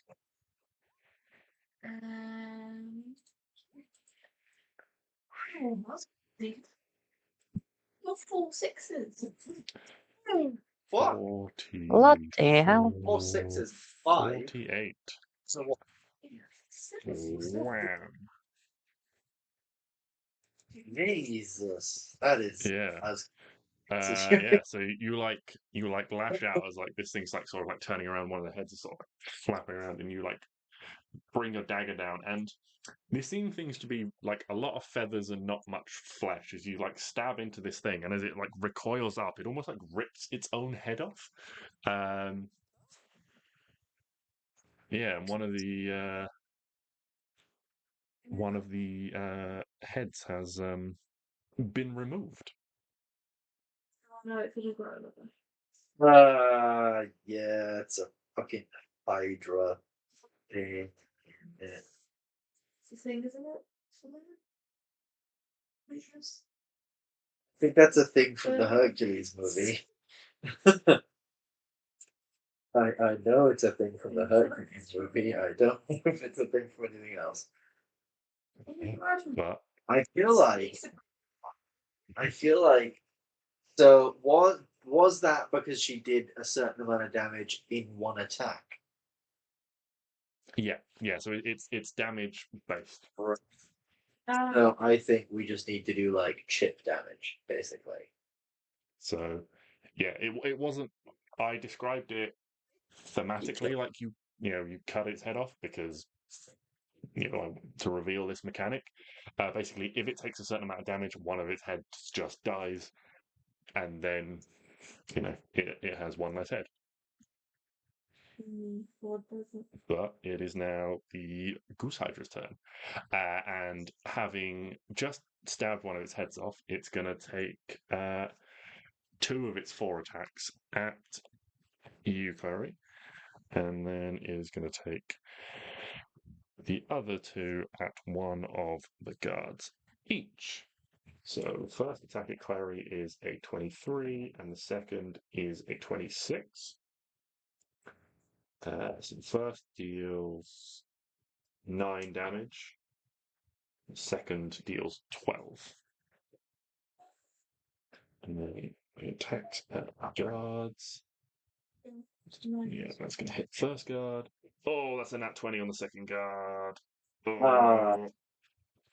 So we'll do the nat 20 first.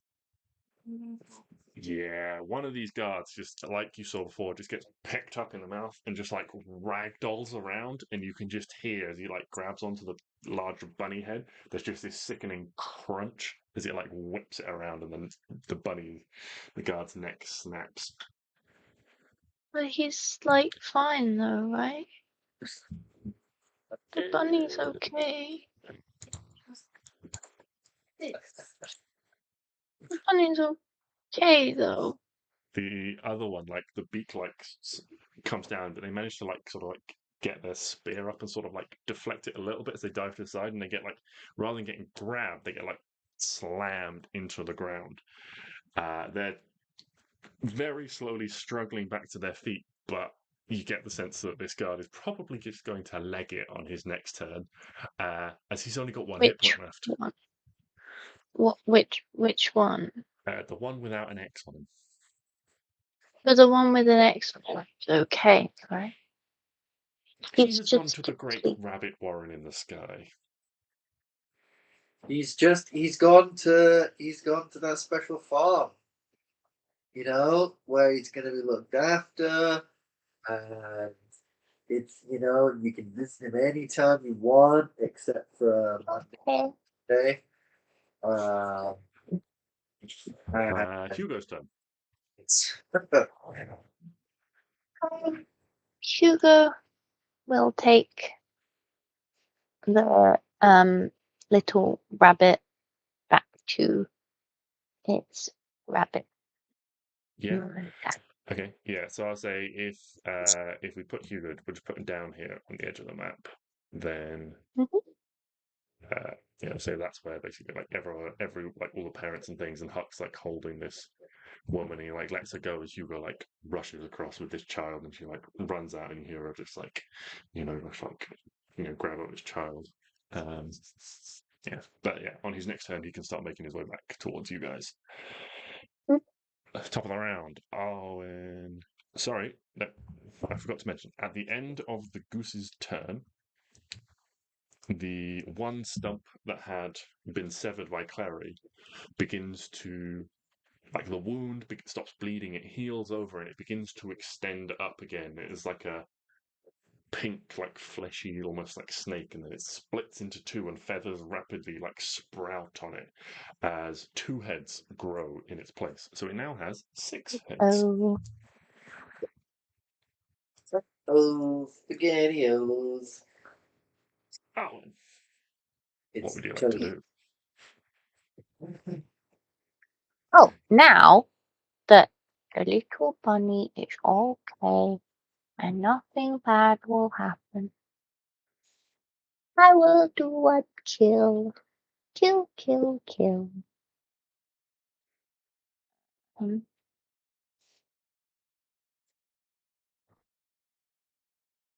How much damage does this do?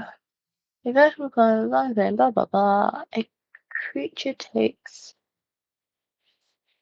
Oh. Okay. Well, 10-foot radius. That won't hit anyone else. I will do a flame strike on the big goose thing. Okay. Where are you trying to put this flame strike?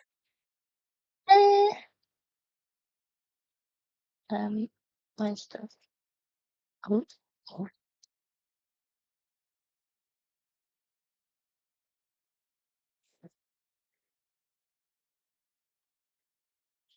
Oh. Just ping the spot on the map where you're trying to put it. Well, I drew it. Oh, okay. Okay, make an Arcana check for me. Do I have to do that? No, but because you're trying to land it in a specific spot, specifically not to hit allies, this is one of my custom rules. Bad guys do this as well if they try and land things in specific spots to not hit allies. How specific does it have to be? Basically, depending on what you roll, will depend on where, like how far it moves off your target, and then I'll make you roll a d8 to determine randomly where it goes. Because I don't mind where it goes. No, but for example, if you Okay. roll really badly with an arcana, like in the What heat am I of rolling, battle, sorry? you're trying to conjure this thing and bring it down in the exact spot, so you've got to like summon and focus your magic. Ah! Roll a d8 for me. No, thank you. 5. So we've got 1, 2. Hold on. If it's going there, we've got 1, 2, 3. It's literally in the middle. 5. So it moves down. Your aim is like off, like trying to pull this thing away from the guard, and because you rolled in that 1, it moves 2 places, so it moves 10 feet down. Like that. So you were trying to put it there, and so it moves No, I was 5. trying to put it So there. you were trying to put it there. So it needs to go on like an intersecting point, basically, for the grid. So it can be like. Okay, I was trying to go that then. Okay. So it moves down 5, 10. So it ends up there. It's slightly off target, but That's absolutely fine. and because it's Okay. like 5, so it's basically like compass points. Like 1 is up, 5 is straight down, 3 would be right, and 7 would be like directly left. So because you've rolled 5, it's random. Like if you rolled a 1, it would have gone up and got clarity basically. So Yeah. what does it need to roll now? As a saving throw. Dexterity saving throw. Dex save. That is a 10. Which I don't think is going to meet your spell save DC.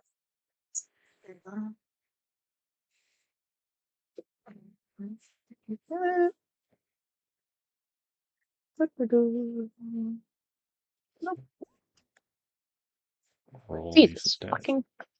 Okay, so that is 25, 35, 44. How the hell did you do that? That's 12.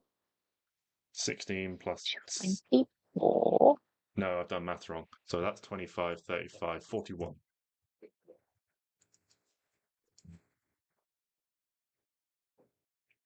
19 plus 6 is 25. Plus 10 is 30. 5 is 35. Plus 6 is 41. 41. Nice. And That's not bad, right? that's good.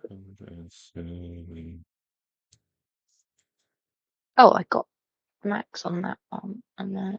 Oh my god, I can't do maths. Mm. Yes, it's 117. Okay, yeah, and as this thing like strikes down, one of these other heads, like this column of fire, like comes down, burning it with radiant light. You see one of these heads is singed and disintegrated once more. So it has 5 heads. Back to what it had.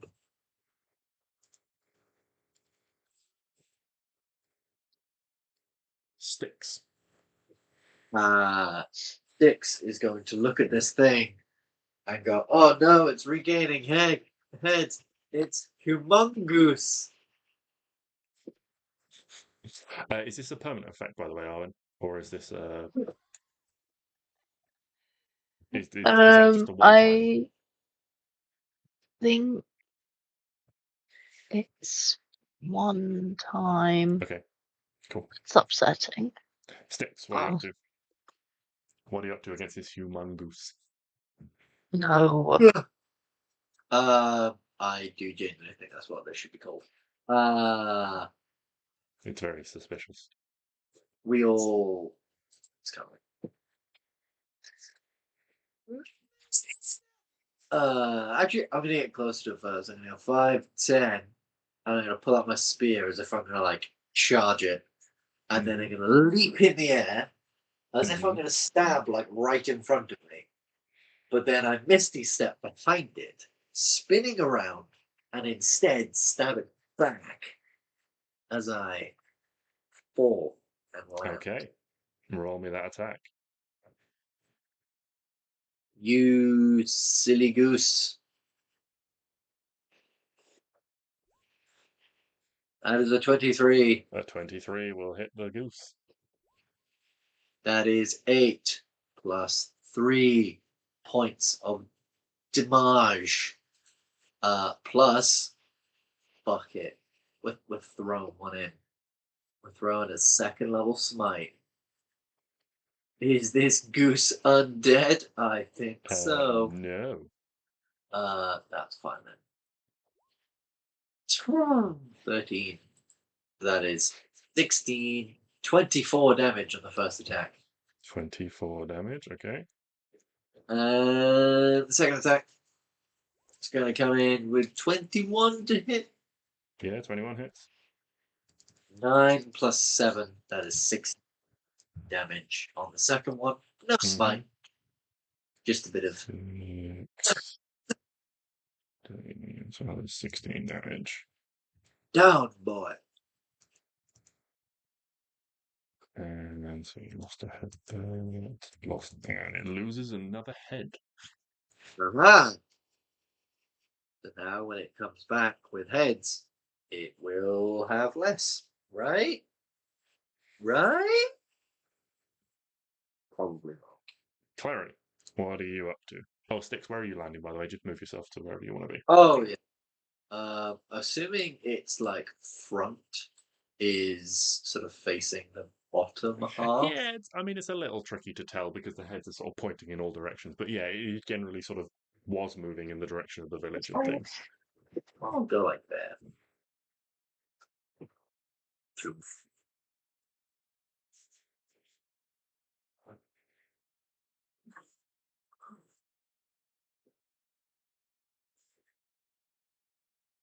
Are you on it?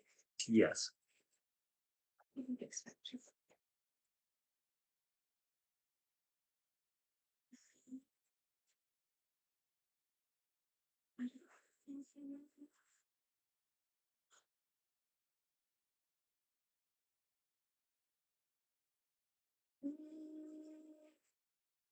To establish we don't want to do too much damage at once. Possibly. Or not sure.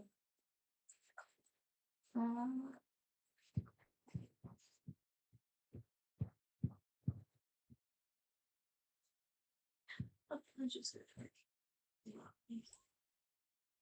24. 24 hits.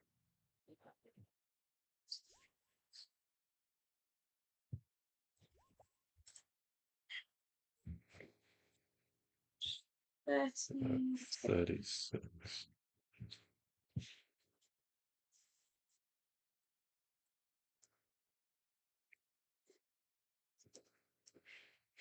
Yeah, so similarly again, you reach out and you stab this thing. It is now down to 3 heads. As you stab into this thing and the electricity from your dagger sparks through it and another head falls to the ground. Forgot about my wildfire spirit.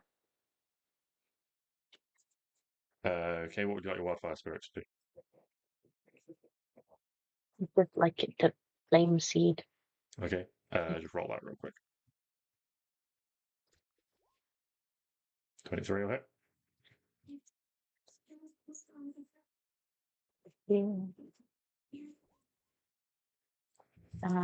5. No.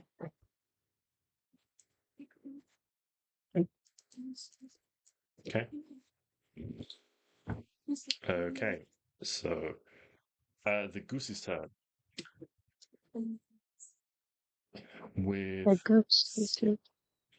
with 3 heads left, it's going to try something it hasn't before.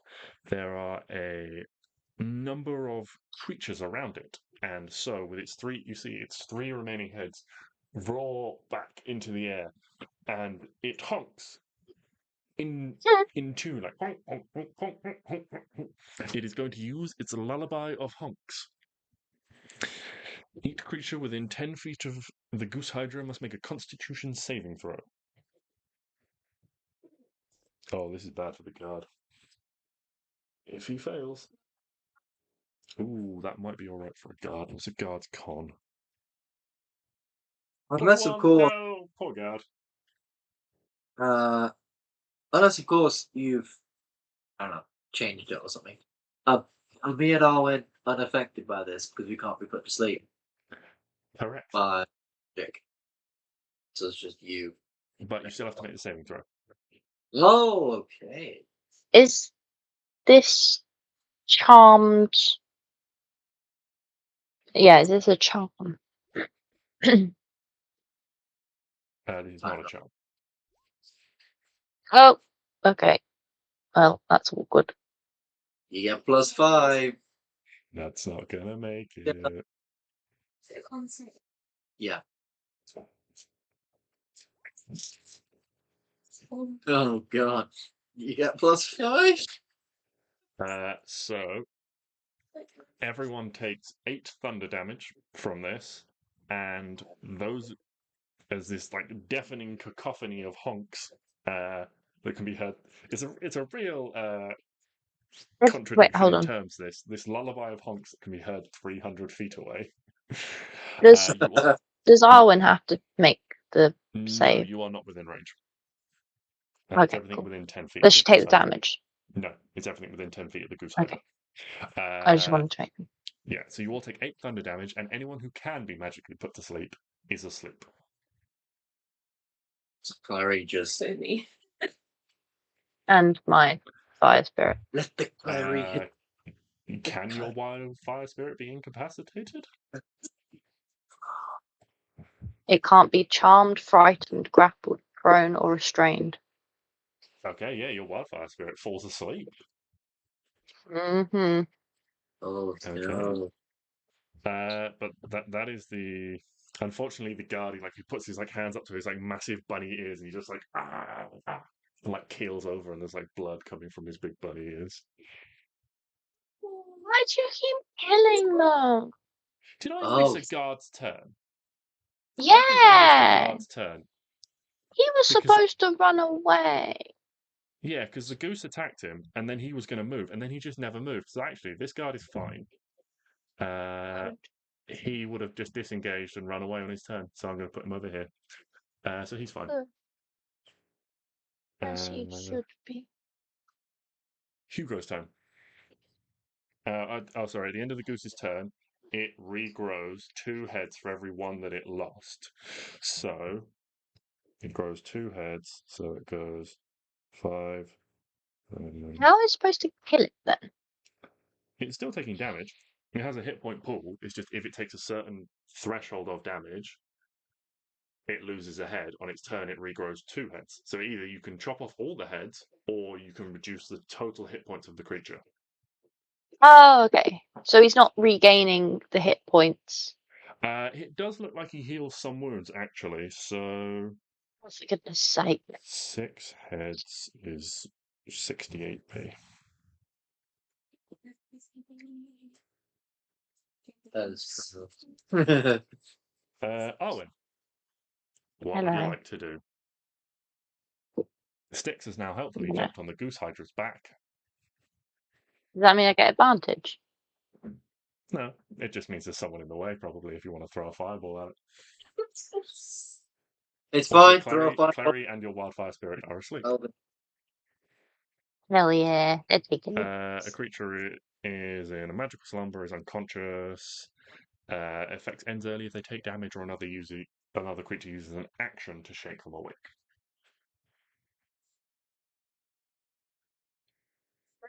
I'm going to use cast Hunter's Mark. Okay. Where's the clock? There it is. And then I'm going to shoot it with a fire string. Okay, go for it. Where is 21. 21 hits. 6.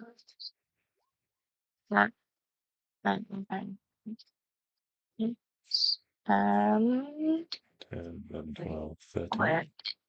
hold on. I remember the things. Do I promise? Your fire string 1d. is a d8 because it's on your longbow. That's not it. 14 plus 5, 19 plus your Colossus Slayer. Oh yeah, it's been hit. Shit, sorry. Sorry. 19, 24 Nice. for the first attack. Yeah, gonna do it again.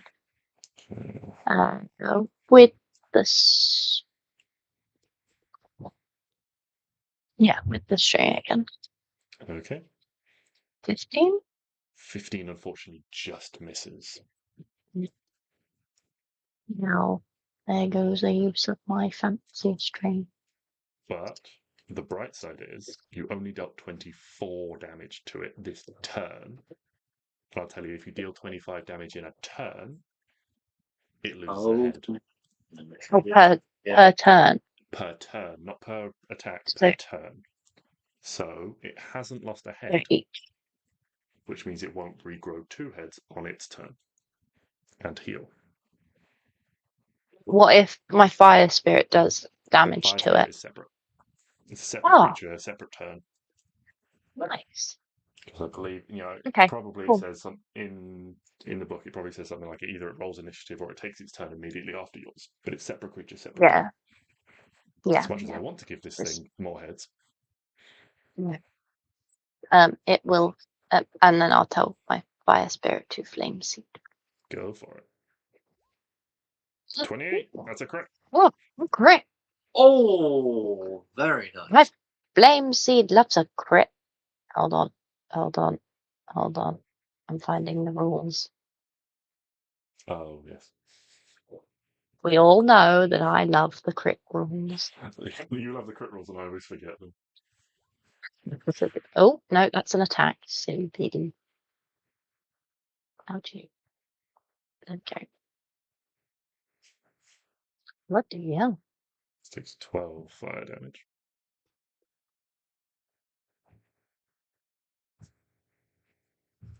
Not sure how that's.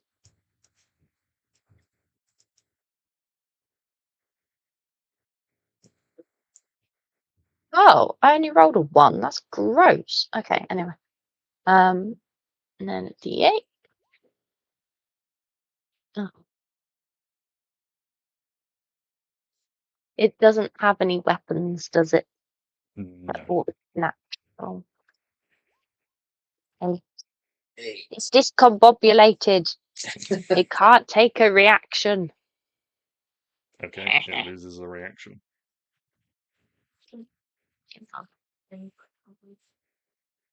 Stix. It is your turn. This thing is looking pretty rough, like it's got some very burned feathers all over its body. The heads that have regrown like partial feathers, but they are also like slightly naked, like a turkey neck. Yeah. Several of them have turned around to look in your direction, like on its back. As they do, I'm just gonna go, hey, buddy. Cha! And then I'm just gonna try and like whack them all in one big swing. Just flavor thing. But Mm-hmm. You go I'm for loving it. it. Roll that attack roll. Fuck! Oh, 14 unfortunately is not enough. That's your bow. But it's fine. Oh, shit. Do you want to roll that with your spear? Yeah. There you go. Well, 18 is enough. I mean, if you want to take the original. Oh wait, The is that the original same? dice roll with the extra bonus would make you a 17, and you would hit it anyway. So Oh, there we go. So that's 8 plus 7 damage. And I'm gonna spin around and hit it. Oh, I don't have advantage. That is tragedy in the making. About it. But I'm gonna deal 8 plus 6 plus another second level bud fight. So that is the 3d8. Not 19 terrible. plus 12 is 26. Let me just do some math real quick. That will do it. Stix, how do you want to do this? Right, so a bunch of its heads like how many heads does it currently It have? currently has 9. Currently has 9, right. So I'm I'd say thinking 3 like of them were looking at you, 3 of them were looking at Klari, and 3 of them were going to look at the spirit. yeah, so 3 of them look at me and I spin around and I slash the 3 and just just slash each of them, heads topple off, they fall. And then upon that, the other then 6 turn around and face me like, fuck do you think you're doing?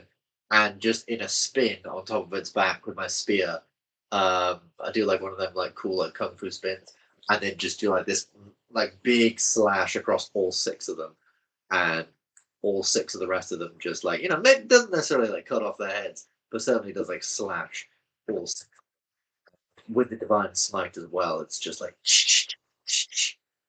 and then the whole thing kind of because I'm like on its back, all of them just like flop forward, and then its whole Yeah. body like just kind of just droops, but I'm still on its back. So, huh. Well, there we go. We got it. Good job. Problem dealt with. Well done. Easy as pie.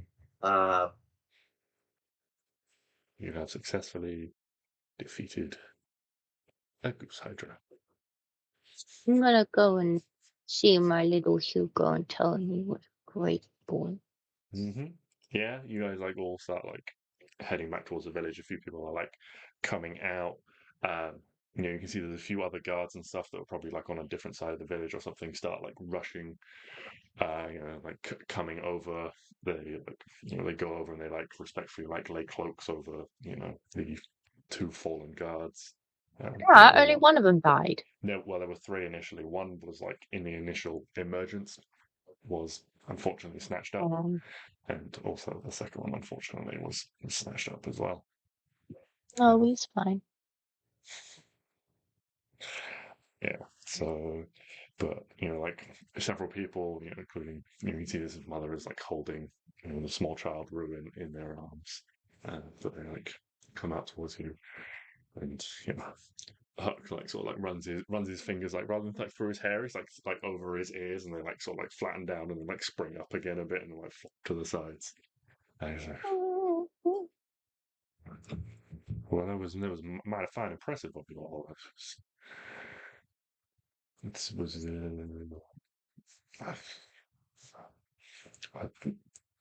yeah, definitely things would have been a lot worse if you'd not been around. That's no worries. We do this kind of thing for a living, pretty much. So, Everyone he owes you a great debt of gratitude.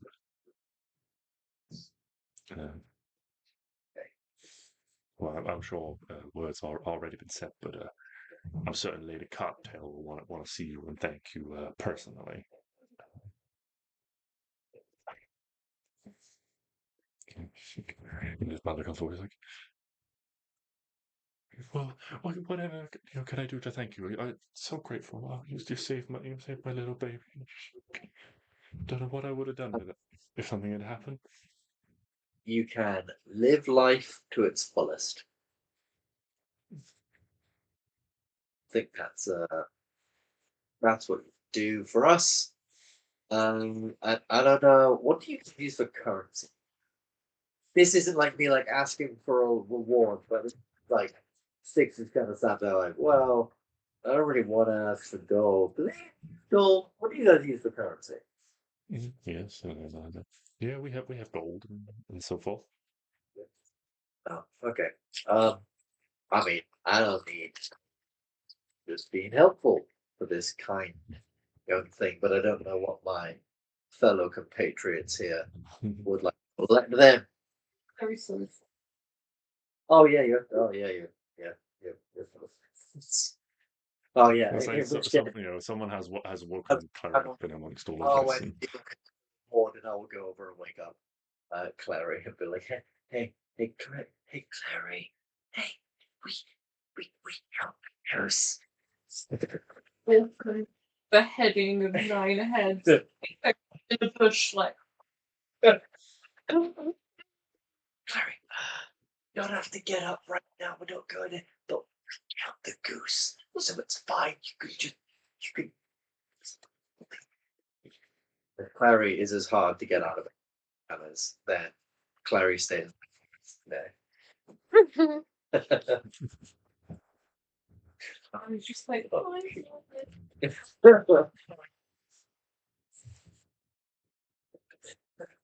Yeah. This is the Yeah. first proper exactly what.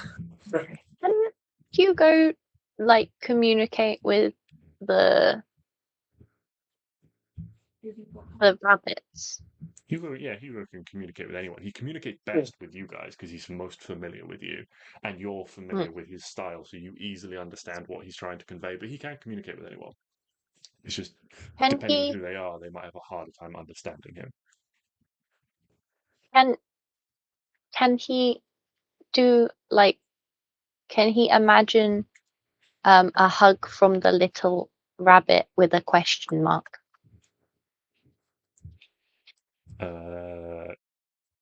Yeah, make a persuasion check with Hugo. I don't think he's very persuasive, but he's very cute. This dragon, What he is should be reasonably persuasion? charismatic. Dragons are reasonably charismatic. 12. Oh, Yeah, we'll see. We'll see.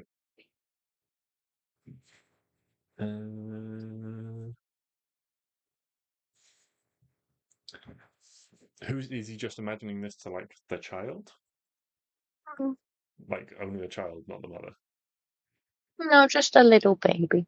Okay, yeah. So like the little child, like sort of like pushes her way sort of like out of her mother's arms to the ground, and like sort of like toddles over and like stretches her arms out towards Hugo. And Hugo's like walked forwards and is like in front. And, He puts his little head down. yeah, he like puts her head like over her shoulder and like curls it like around. And she like wraps her arms like around. So cute. And the mother like crouches down and just like gives him a little script. He's like, "Thank you."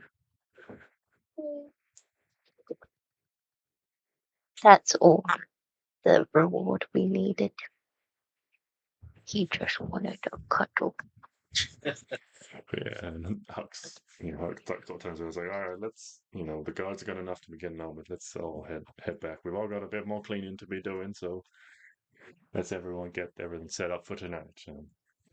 You guys head back. He makes you some more tea and stuff like that. And a little while later, like one of these guards that you've seen dressed in sort of like blue and gold, comes rushing in, and he's like, "Sorry to bother you, Huck. These Lady Cottontail has she'd like to see the visitors."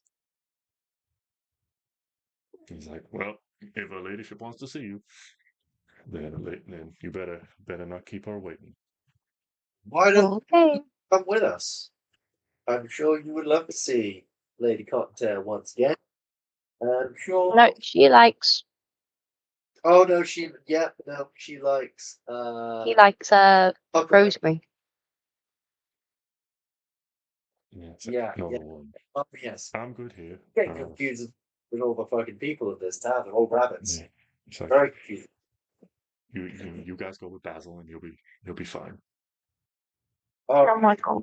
Let's fucking roll. Is he a fox? No, he's another heron gun, but he's got sort of like sort of like russet coloured fur, and there's a few sort of like little bits of grey amongst the brown and things like that. Yeah, he still looks like he's sort of like reasonable, but he hasn't managed to avoid that sort of like middle-aged paunch that comes. It just comes with age. If you fucking brought Basil Brush into this thing,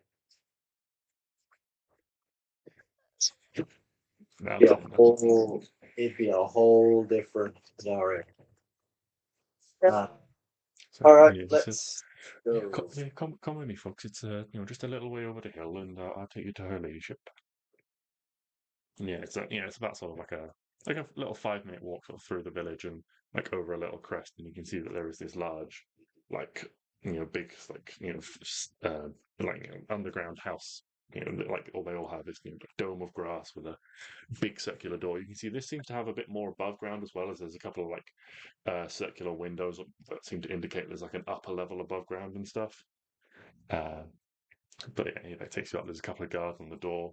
As you approach, they like open the door and let you in. You see this building like past like slopes like down underground. It's well lit. It's homey, but yeah, it is. And it's not like a dirt ton or anything. Like the walls are like plastered and stuff, so they look all nice and like painted and things. But they've got like circular corridors that like leads like down in a way, like down a set of stairs, down into like a big sort of like greeting room or meeting room or something like that.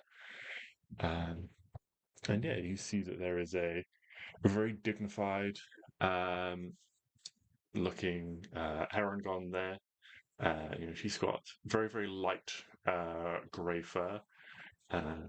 She's currently sat at a desk. It's a big sort of large piece of wooden furniture inlaid with some like nice gold and things in the top. And also there is what looks like an elf woman with her. The elf woman is dressed in red with like a big red cloak. Even inside she's got a hood up, but you can tell it's an elf because she's got these. Even with the hood up, you can see that she's got these exaggeratedly pointed ears that are causing the hood on the cloak to like stick up beside her head. Yeah, she kind of got her back to you, but you can see she sat down on like a chair in front of the desk, and there's almost like a sort of like a very light floatiness. You can see around her feet, the like hem of her dress and her cloak are just very gently wafting. As they hear your footsteps and you approach, Lady Cottontail looks up. She can see she's wearing a very nice, fine sort of like satin blue dress. And she rises to her feet as you all enter. She's like, welcome, welcome. These are the ones. Thank you, Basil. No problem, ma'am. Well, it seems I owe you a great deal. Thank you. I hear you are the ones who have saved the village. So We did what we could. There were some other valiant Paragon fighting alongside us. Yes. Yes. We do what we can. I've been informed about Yarrow and Vervain. It is unfortunate. I will make sure their families are compensated. Yes.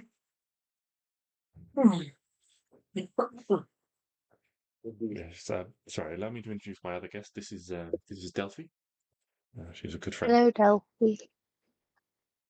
She sort of like turns and looks at you all. She's like, well. strangers in strange lands. Forgive me, I like to know about people and where they come from and where they're going. You must tell me where you're from. Obviously not here. It's so interesting. People from somewhere else. We come from the material plane originally. See her eyebrows are like, ooh, very far indeed. Do tell me more, tell me more. Well, it is a land called Kavran. It is very pretty. It has many sort of forests and woodlands, much like these, except the plants don't generally talk. Though we have come up against our share of animated plant life. Generally, yeah, the plants don't talk and things don't move. Oh well, I'm sure you'll find that plants have plenty to say if you know how to listen, even Oh in the yeah. material plane.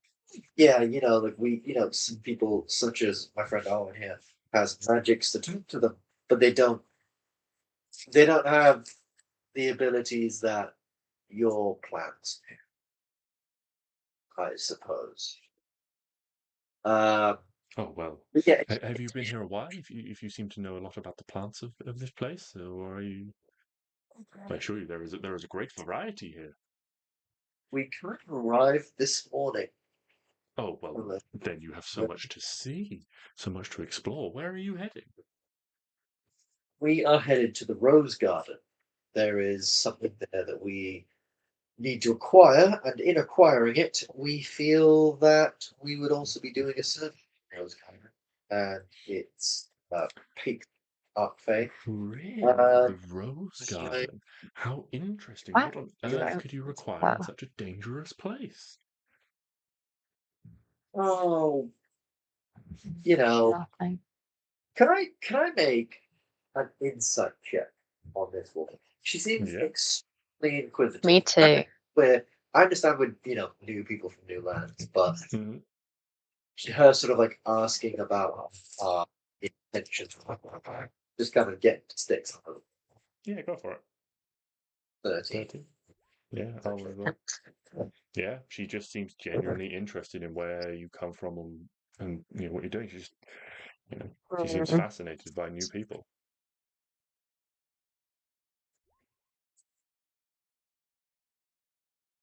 Technically, a 22. Yeah, so I thought she'd get any lower than a 22. Would you Yeah. still see it? Even with the 22, yeah, she just seems really genuinely interested in who you are and where you've come from, and Okay. you can I'd like see, Klari, you probably spot, as Delphi is, sort of firing off all these questions, Lady Cottontail just sort of sits down and sort of leans back, like just sort of taking in everything. Like this is something that happens frequently. That I she was she before like she knows once Delphi gets going, it's best to just leave her to. but before I'm going to sort of give a look to my right Paradox. I'm like, well, our land is plagued by a who controls uh and in the Rose Garden we feel we may find something that will help us in this fight. Oh, you can't Also, possibly think what you find in such a place as that, but good luck to you. I wish you well. I hope for the best for you.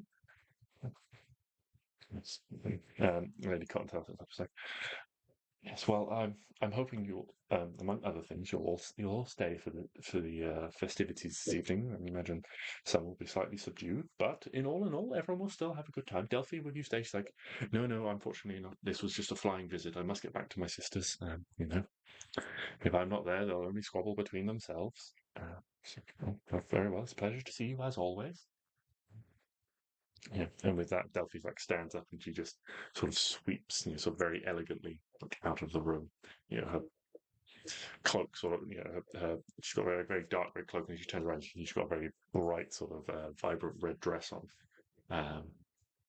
And she moves swiftly across the room. You can see the cloak like billows out as if it's almost weightless behind her, and forming like this trail in the air. And she just stops at the door and she turns around and like, "I hope to meet you all again. Ta-ta!" And just sort of waves through the air and disappears off up the passageway. Lady Cottontail is like, "Please come.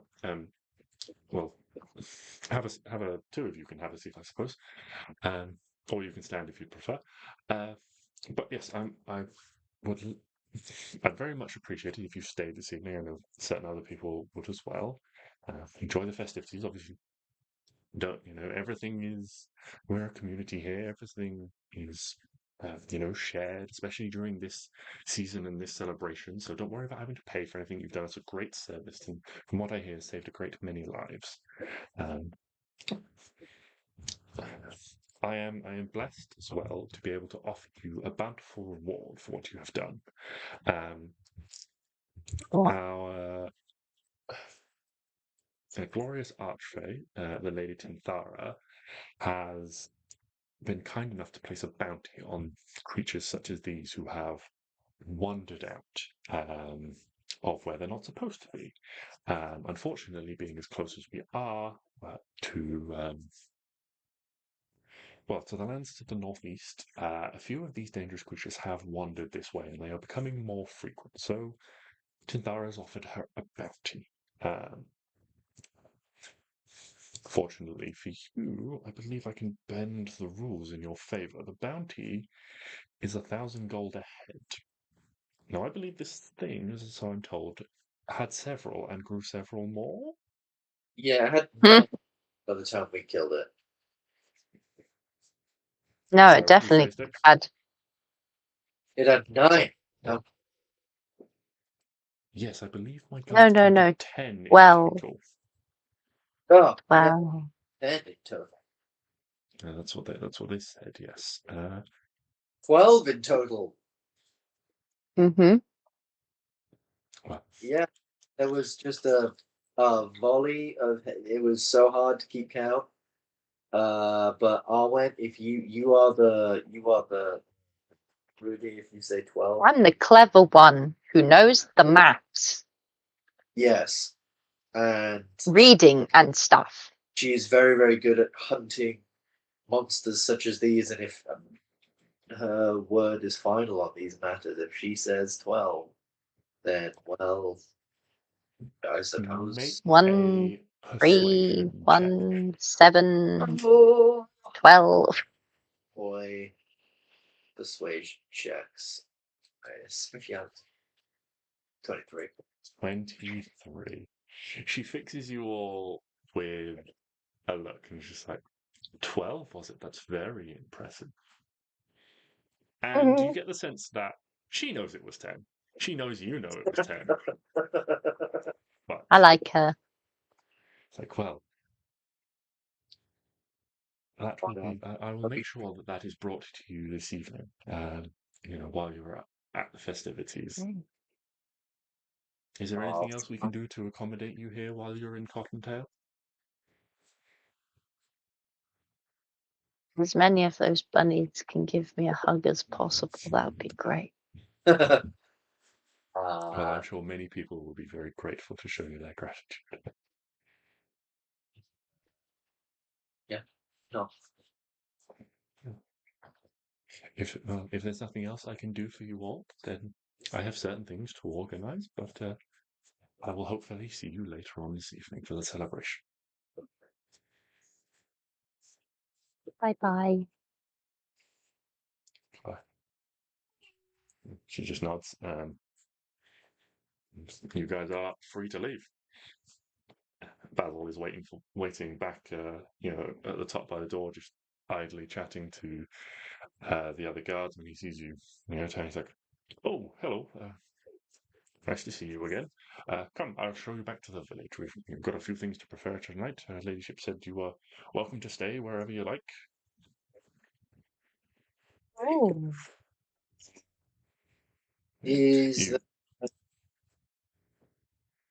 What time is it now? It would be like early afternoon now. So there's still a little bit a reasonable portion of the day left. I think upon leaving, I would like ask everyone: are we staying here for the evening, or are we? Oh, I mean, this is safe. yeah. So As much as we are on a time constraint, we also. Oh, right. We also found out that potentially all like the days that we spend here could just turn into like seconds. So we could be gone 3 seconds, 4 seconds, or minutes, hours. There is the possibility of weeks, which doesn't get me excited, but there's technically more of a chance of us coming back only a little time later. A lot of time later. So I'm open to staying. You open to staying? Yeah. Cool. We'll follow this gentleman back to wherever we go.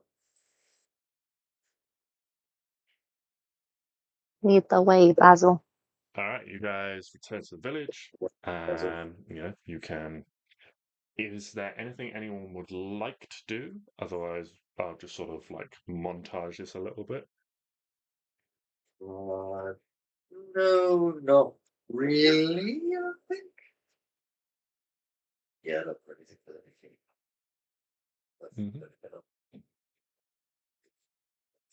No, I'll do anything. Okay. Okay. So the afternoon passes. Various people are cleaning out their homes, cleaning, sweeping, tidying, doing those sorts of bits and pieces.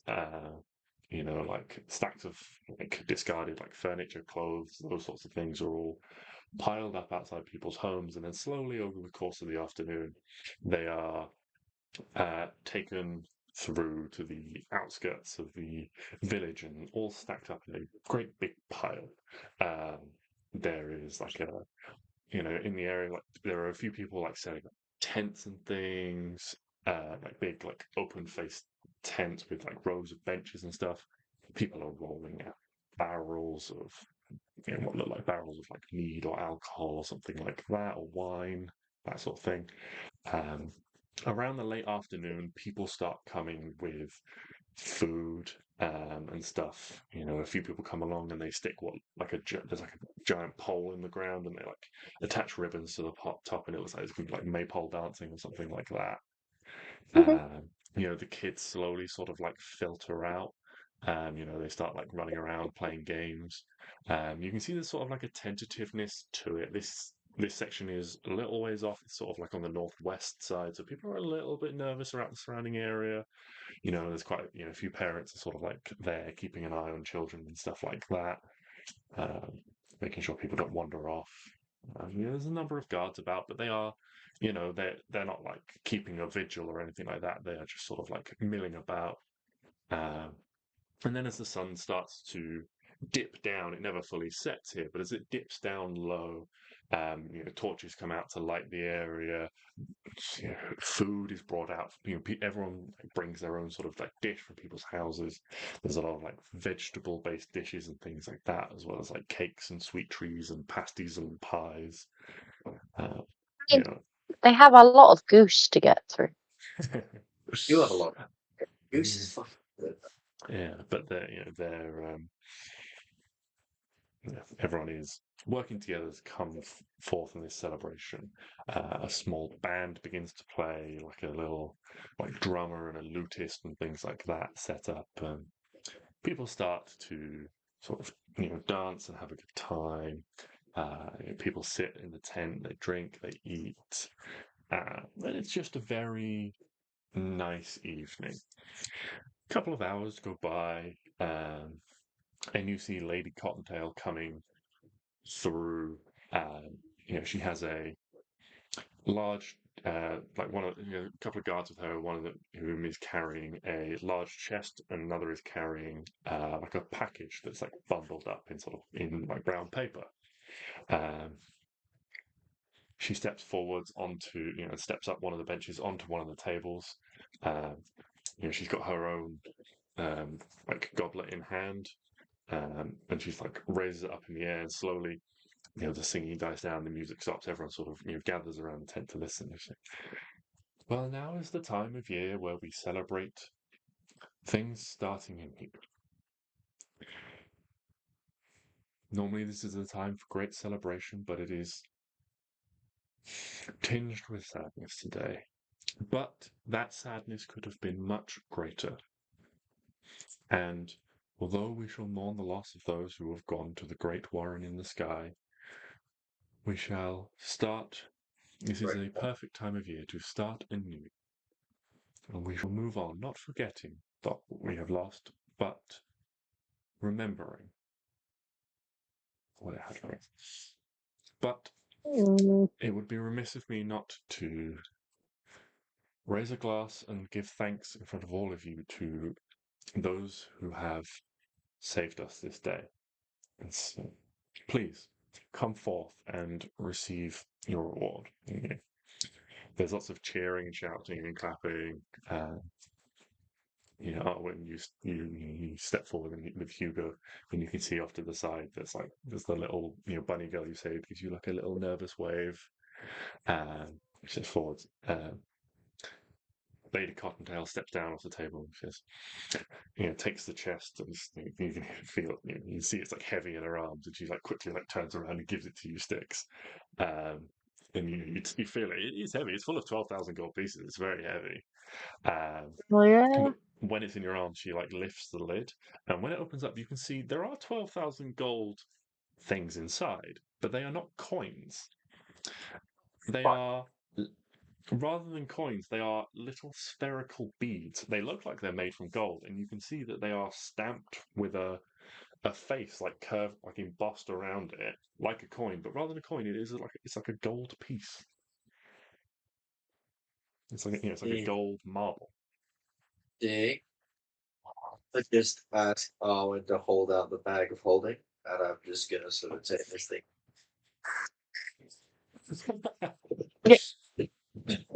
Nice. And then she turns around and says, "A reward well earned." Also, additionally, this, we are people who waste not, and we thought it was fitting that we provide you with another token of our gratitude rather than just the bounty from Lady Tintara. She reaches around, she takes the package, and she pulls back the brown paper on it, and inside you can see that there is an elegant cloak, just a singular one. But with a little help from Delphi, who you met earlier, we were able to quickly whip this up. She's quite a skilled sorceress, and so she provided some aid. And so I'd like to present you with this. And she unfurls it, and there's this gorgeous, pure white, goose feather cloak as a token of your heroism.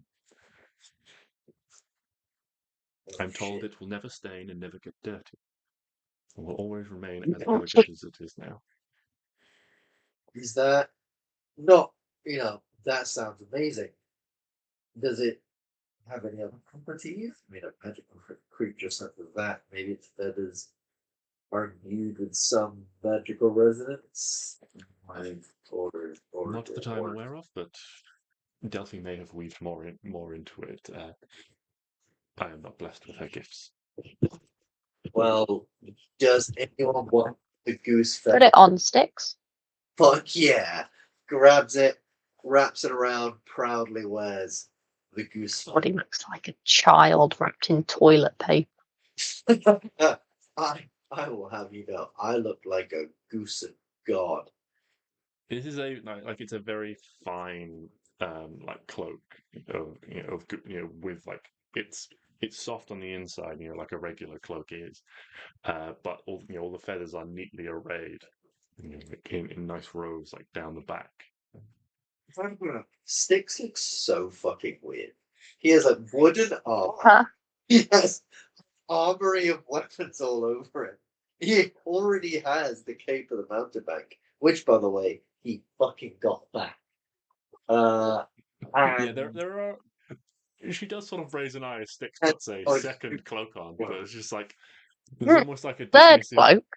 A third cloak. He's also got that one with lots of pockets. Yeah, and I've got shit. useful items as well. Oh God. Yes, Stix looks very odd. This man is overheating.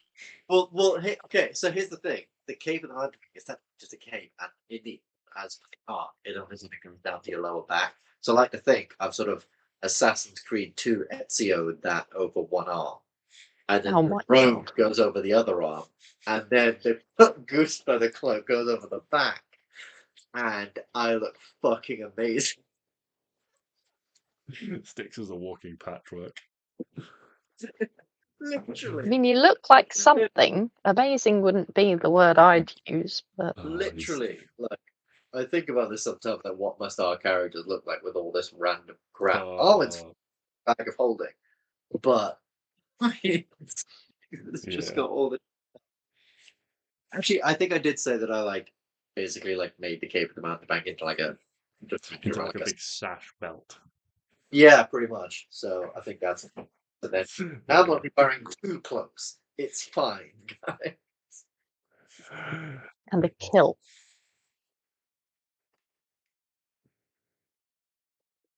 Genius. The kilt of useful items.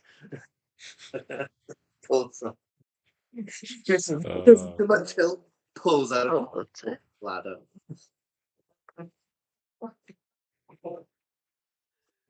Oh, that's it.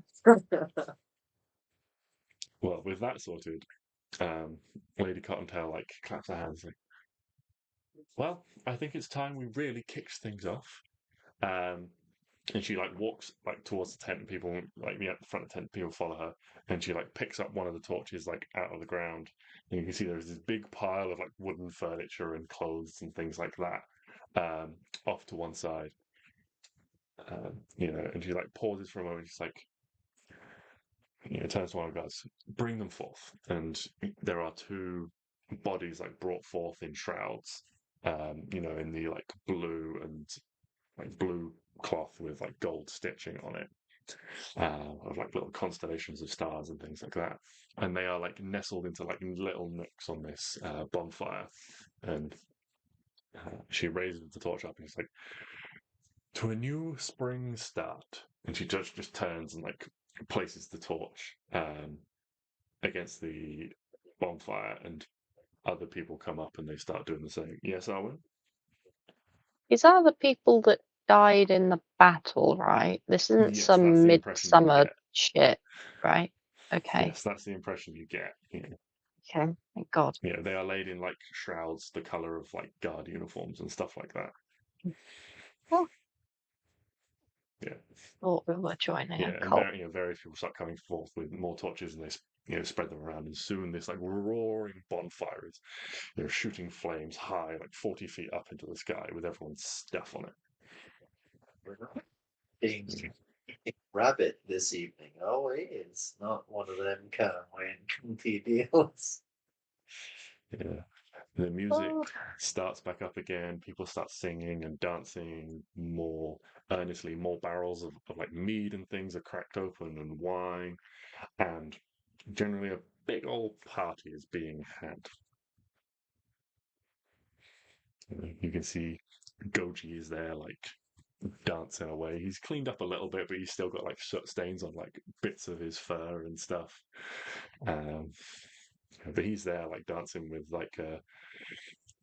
a light brown heron gun. They're spinning, he's got a arm in arm, spinning around very fast. People are giving them a bit of a pathway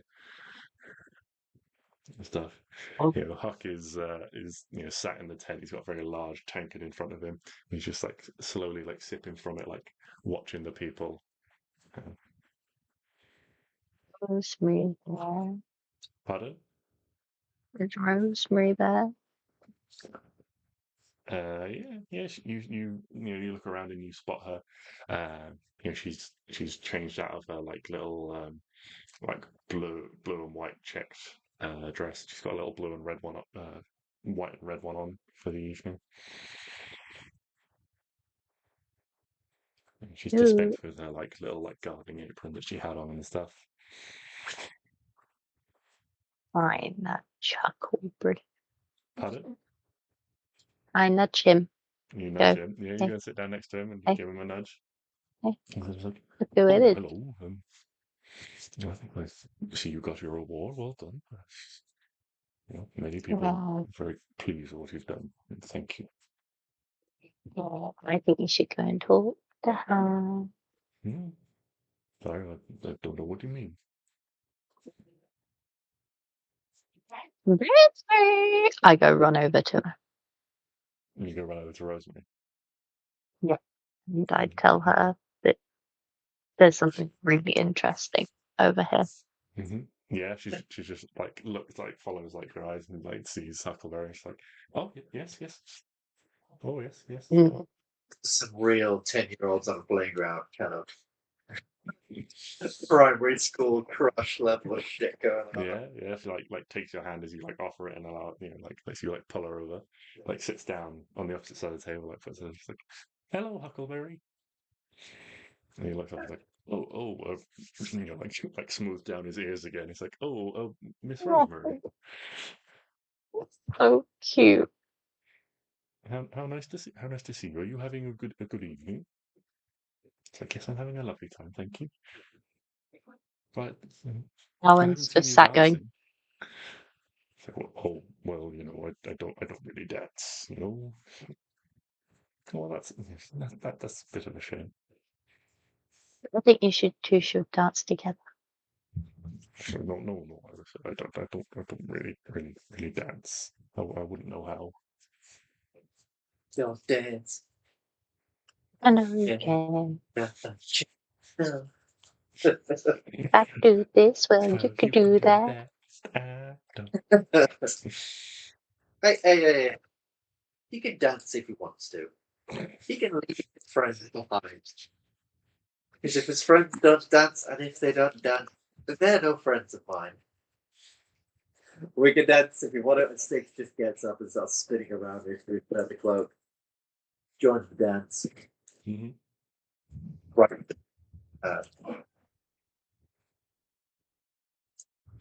Yeah.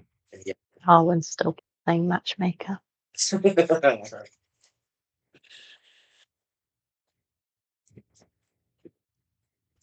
Have you got anything else to try and? He's gonna need a little something to give him that final nudge. Do you want alcohol? What do you want? Klari, make them dance together. Force them to dance together. What if we all stand up and then I accidentally fall into him and he falls onto her and she catches him and they look longingly into each other's eyes and then they fall in love and get married in the playground. Wait, no. How would you like to engineer this accidental falling? Oh, a banana peel. A banana peel. Yeah. We're in the Feywild. There's just a banana. I don't think bananas exist in the Feywild. I like to think that in the Feywild there is such thing as a convenient banana. And it's just a banana that magically apparates. Feywild thinks it convenient for you to fall over. Or if there's a little go-kart going round a corner. Yeah. What is like a plug just sort of just from the ground? Now and again. Something. I should love that. But how are you going to engineer this plan, Arwen? I don't know. I heard there's a buffet. Should we go? Come on, let's all go to the buffet. We can go to the buffet. We can leave this table behind. Something about a buffet. Now get together. Yeah, Rosemary says, yeah, that would be nice. I saw Aloe brought a lovely carrot cake. Would you like some? Like, well. He sort of like rubbed his belly. He's like, well, yes, that sounds nice. He sort of like slowly gets to his feet and Rosemary jumps up. It's like, just sort of like Very, just waits there. Oh no, I tripped. Fall backwards. She begins to take a couple of steps forwards. Ah, Make an acrobatics check for me. as I do a backflip into it. Yep. Yeah. So Rosemary comes around like the end of the table, and Huckleberry's just sort of like stood there awkwardly, and it's like bench and table seating, so like the bench is part of the table and stuff. And Arwen like gets up, she gets like one leg out, and then like Comedy like pratfalls, like catches that other leg, on it. Which side of the table did you think you're on? Did you think you're on Rosemary's side or Huckleberry's side? Well, I was imagining a circular table, so I was thought I was like bench, like it's like pub like bench. So you've got okay. a bit in the middle and then like rails, like seating rails along each side. Are you sure we're not on an end? Yes. No. Well, you're like near the end, and so like she's like coming around the end. Yeah, Like, yeah. are you I'll on her side or are probably. you on his side? Mm, It's just determines who you're pushing. I'll be on his side because You're I on want his side. because I know she wants to be with her. It's giving her Yeah. the So you're luggage. like behind him, and she's like coming around, and you like Eyes. get out, and you like Comedy like pratfall and like push into the back of him, and he like stumbles forwards a couple of steps and like Yeah.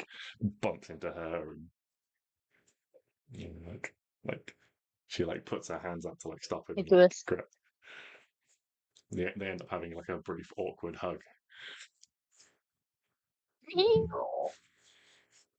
like, you sort of like steps back a little awkwardly. He's like, sorry, it's quite all right, Huckleberry. Please, he holds his hand and they could go to the table. Yeah, you're like,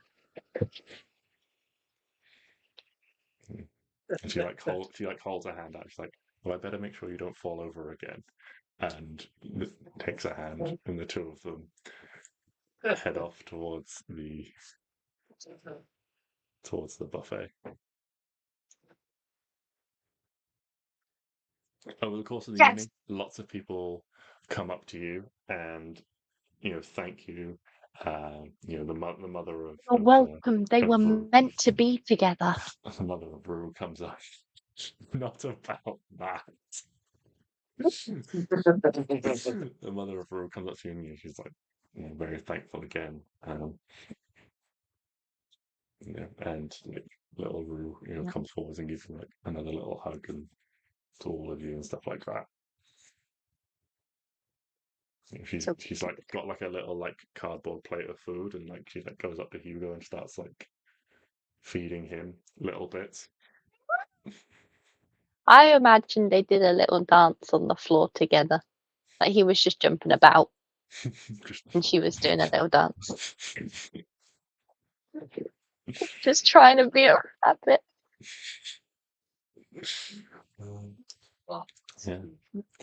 Yeah. Oh, a little while later, like Goji just like comes up to you and he's like,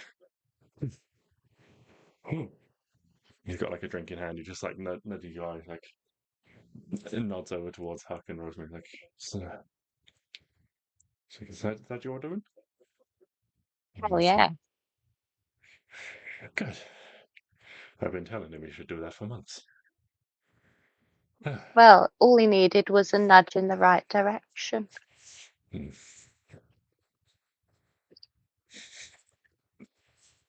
gives you like a little like playful like punch on the shoulder, like finishes his drink and then like just charges back onto the dance floor, and there's like just starts going mad again.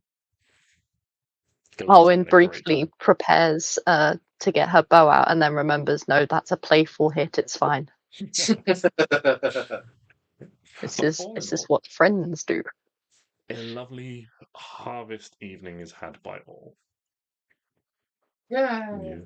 It goes on until this large fire is burned down to the coals and the sun has started to crest back up from where it has dipped down in the sky.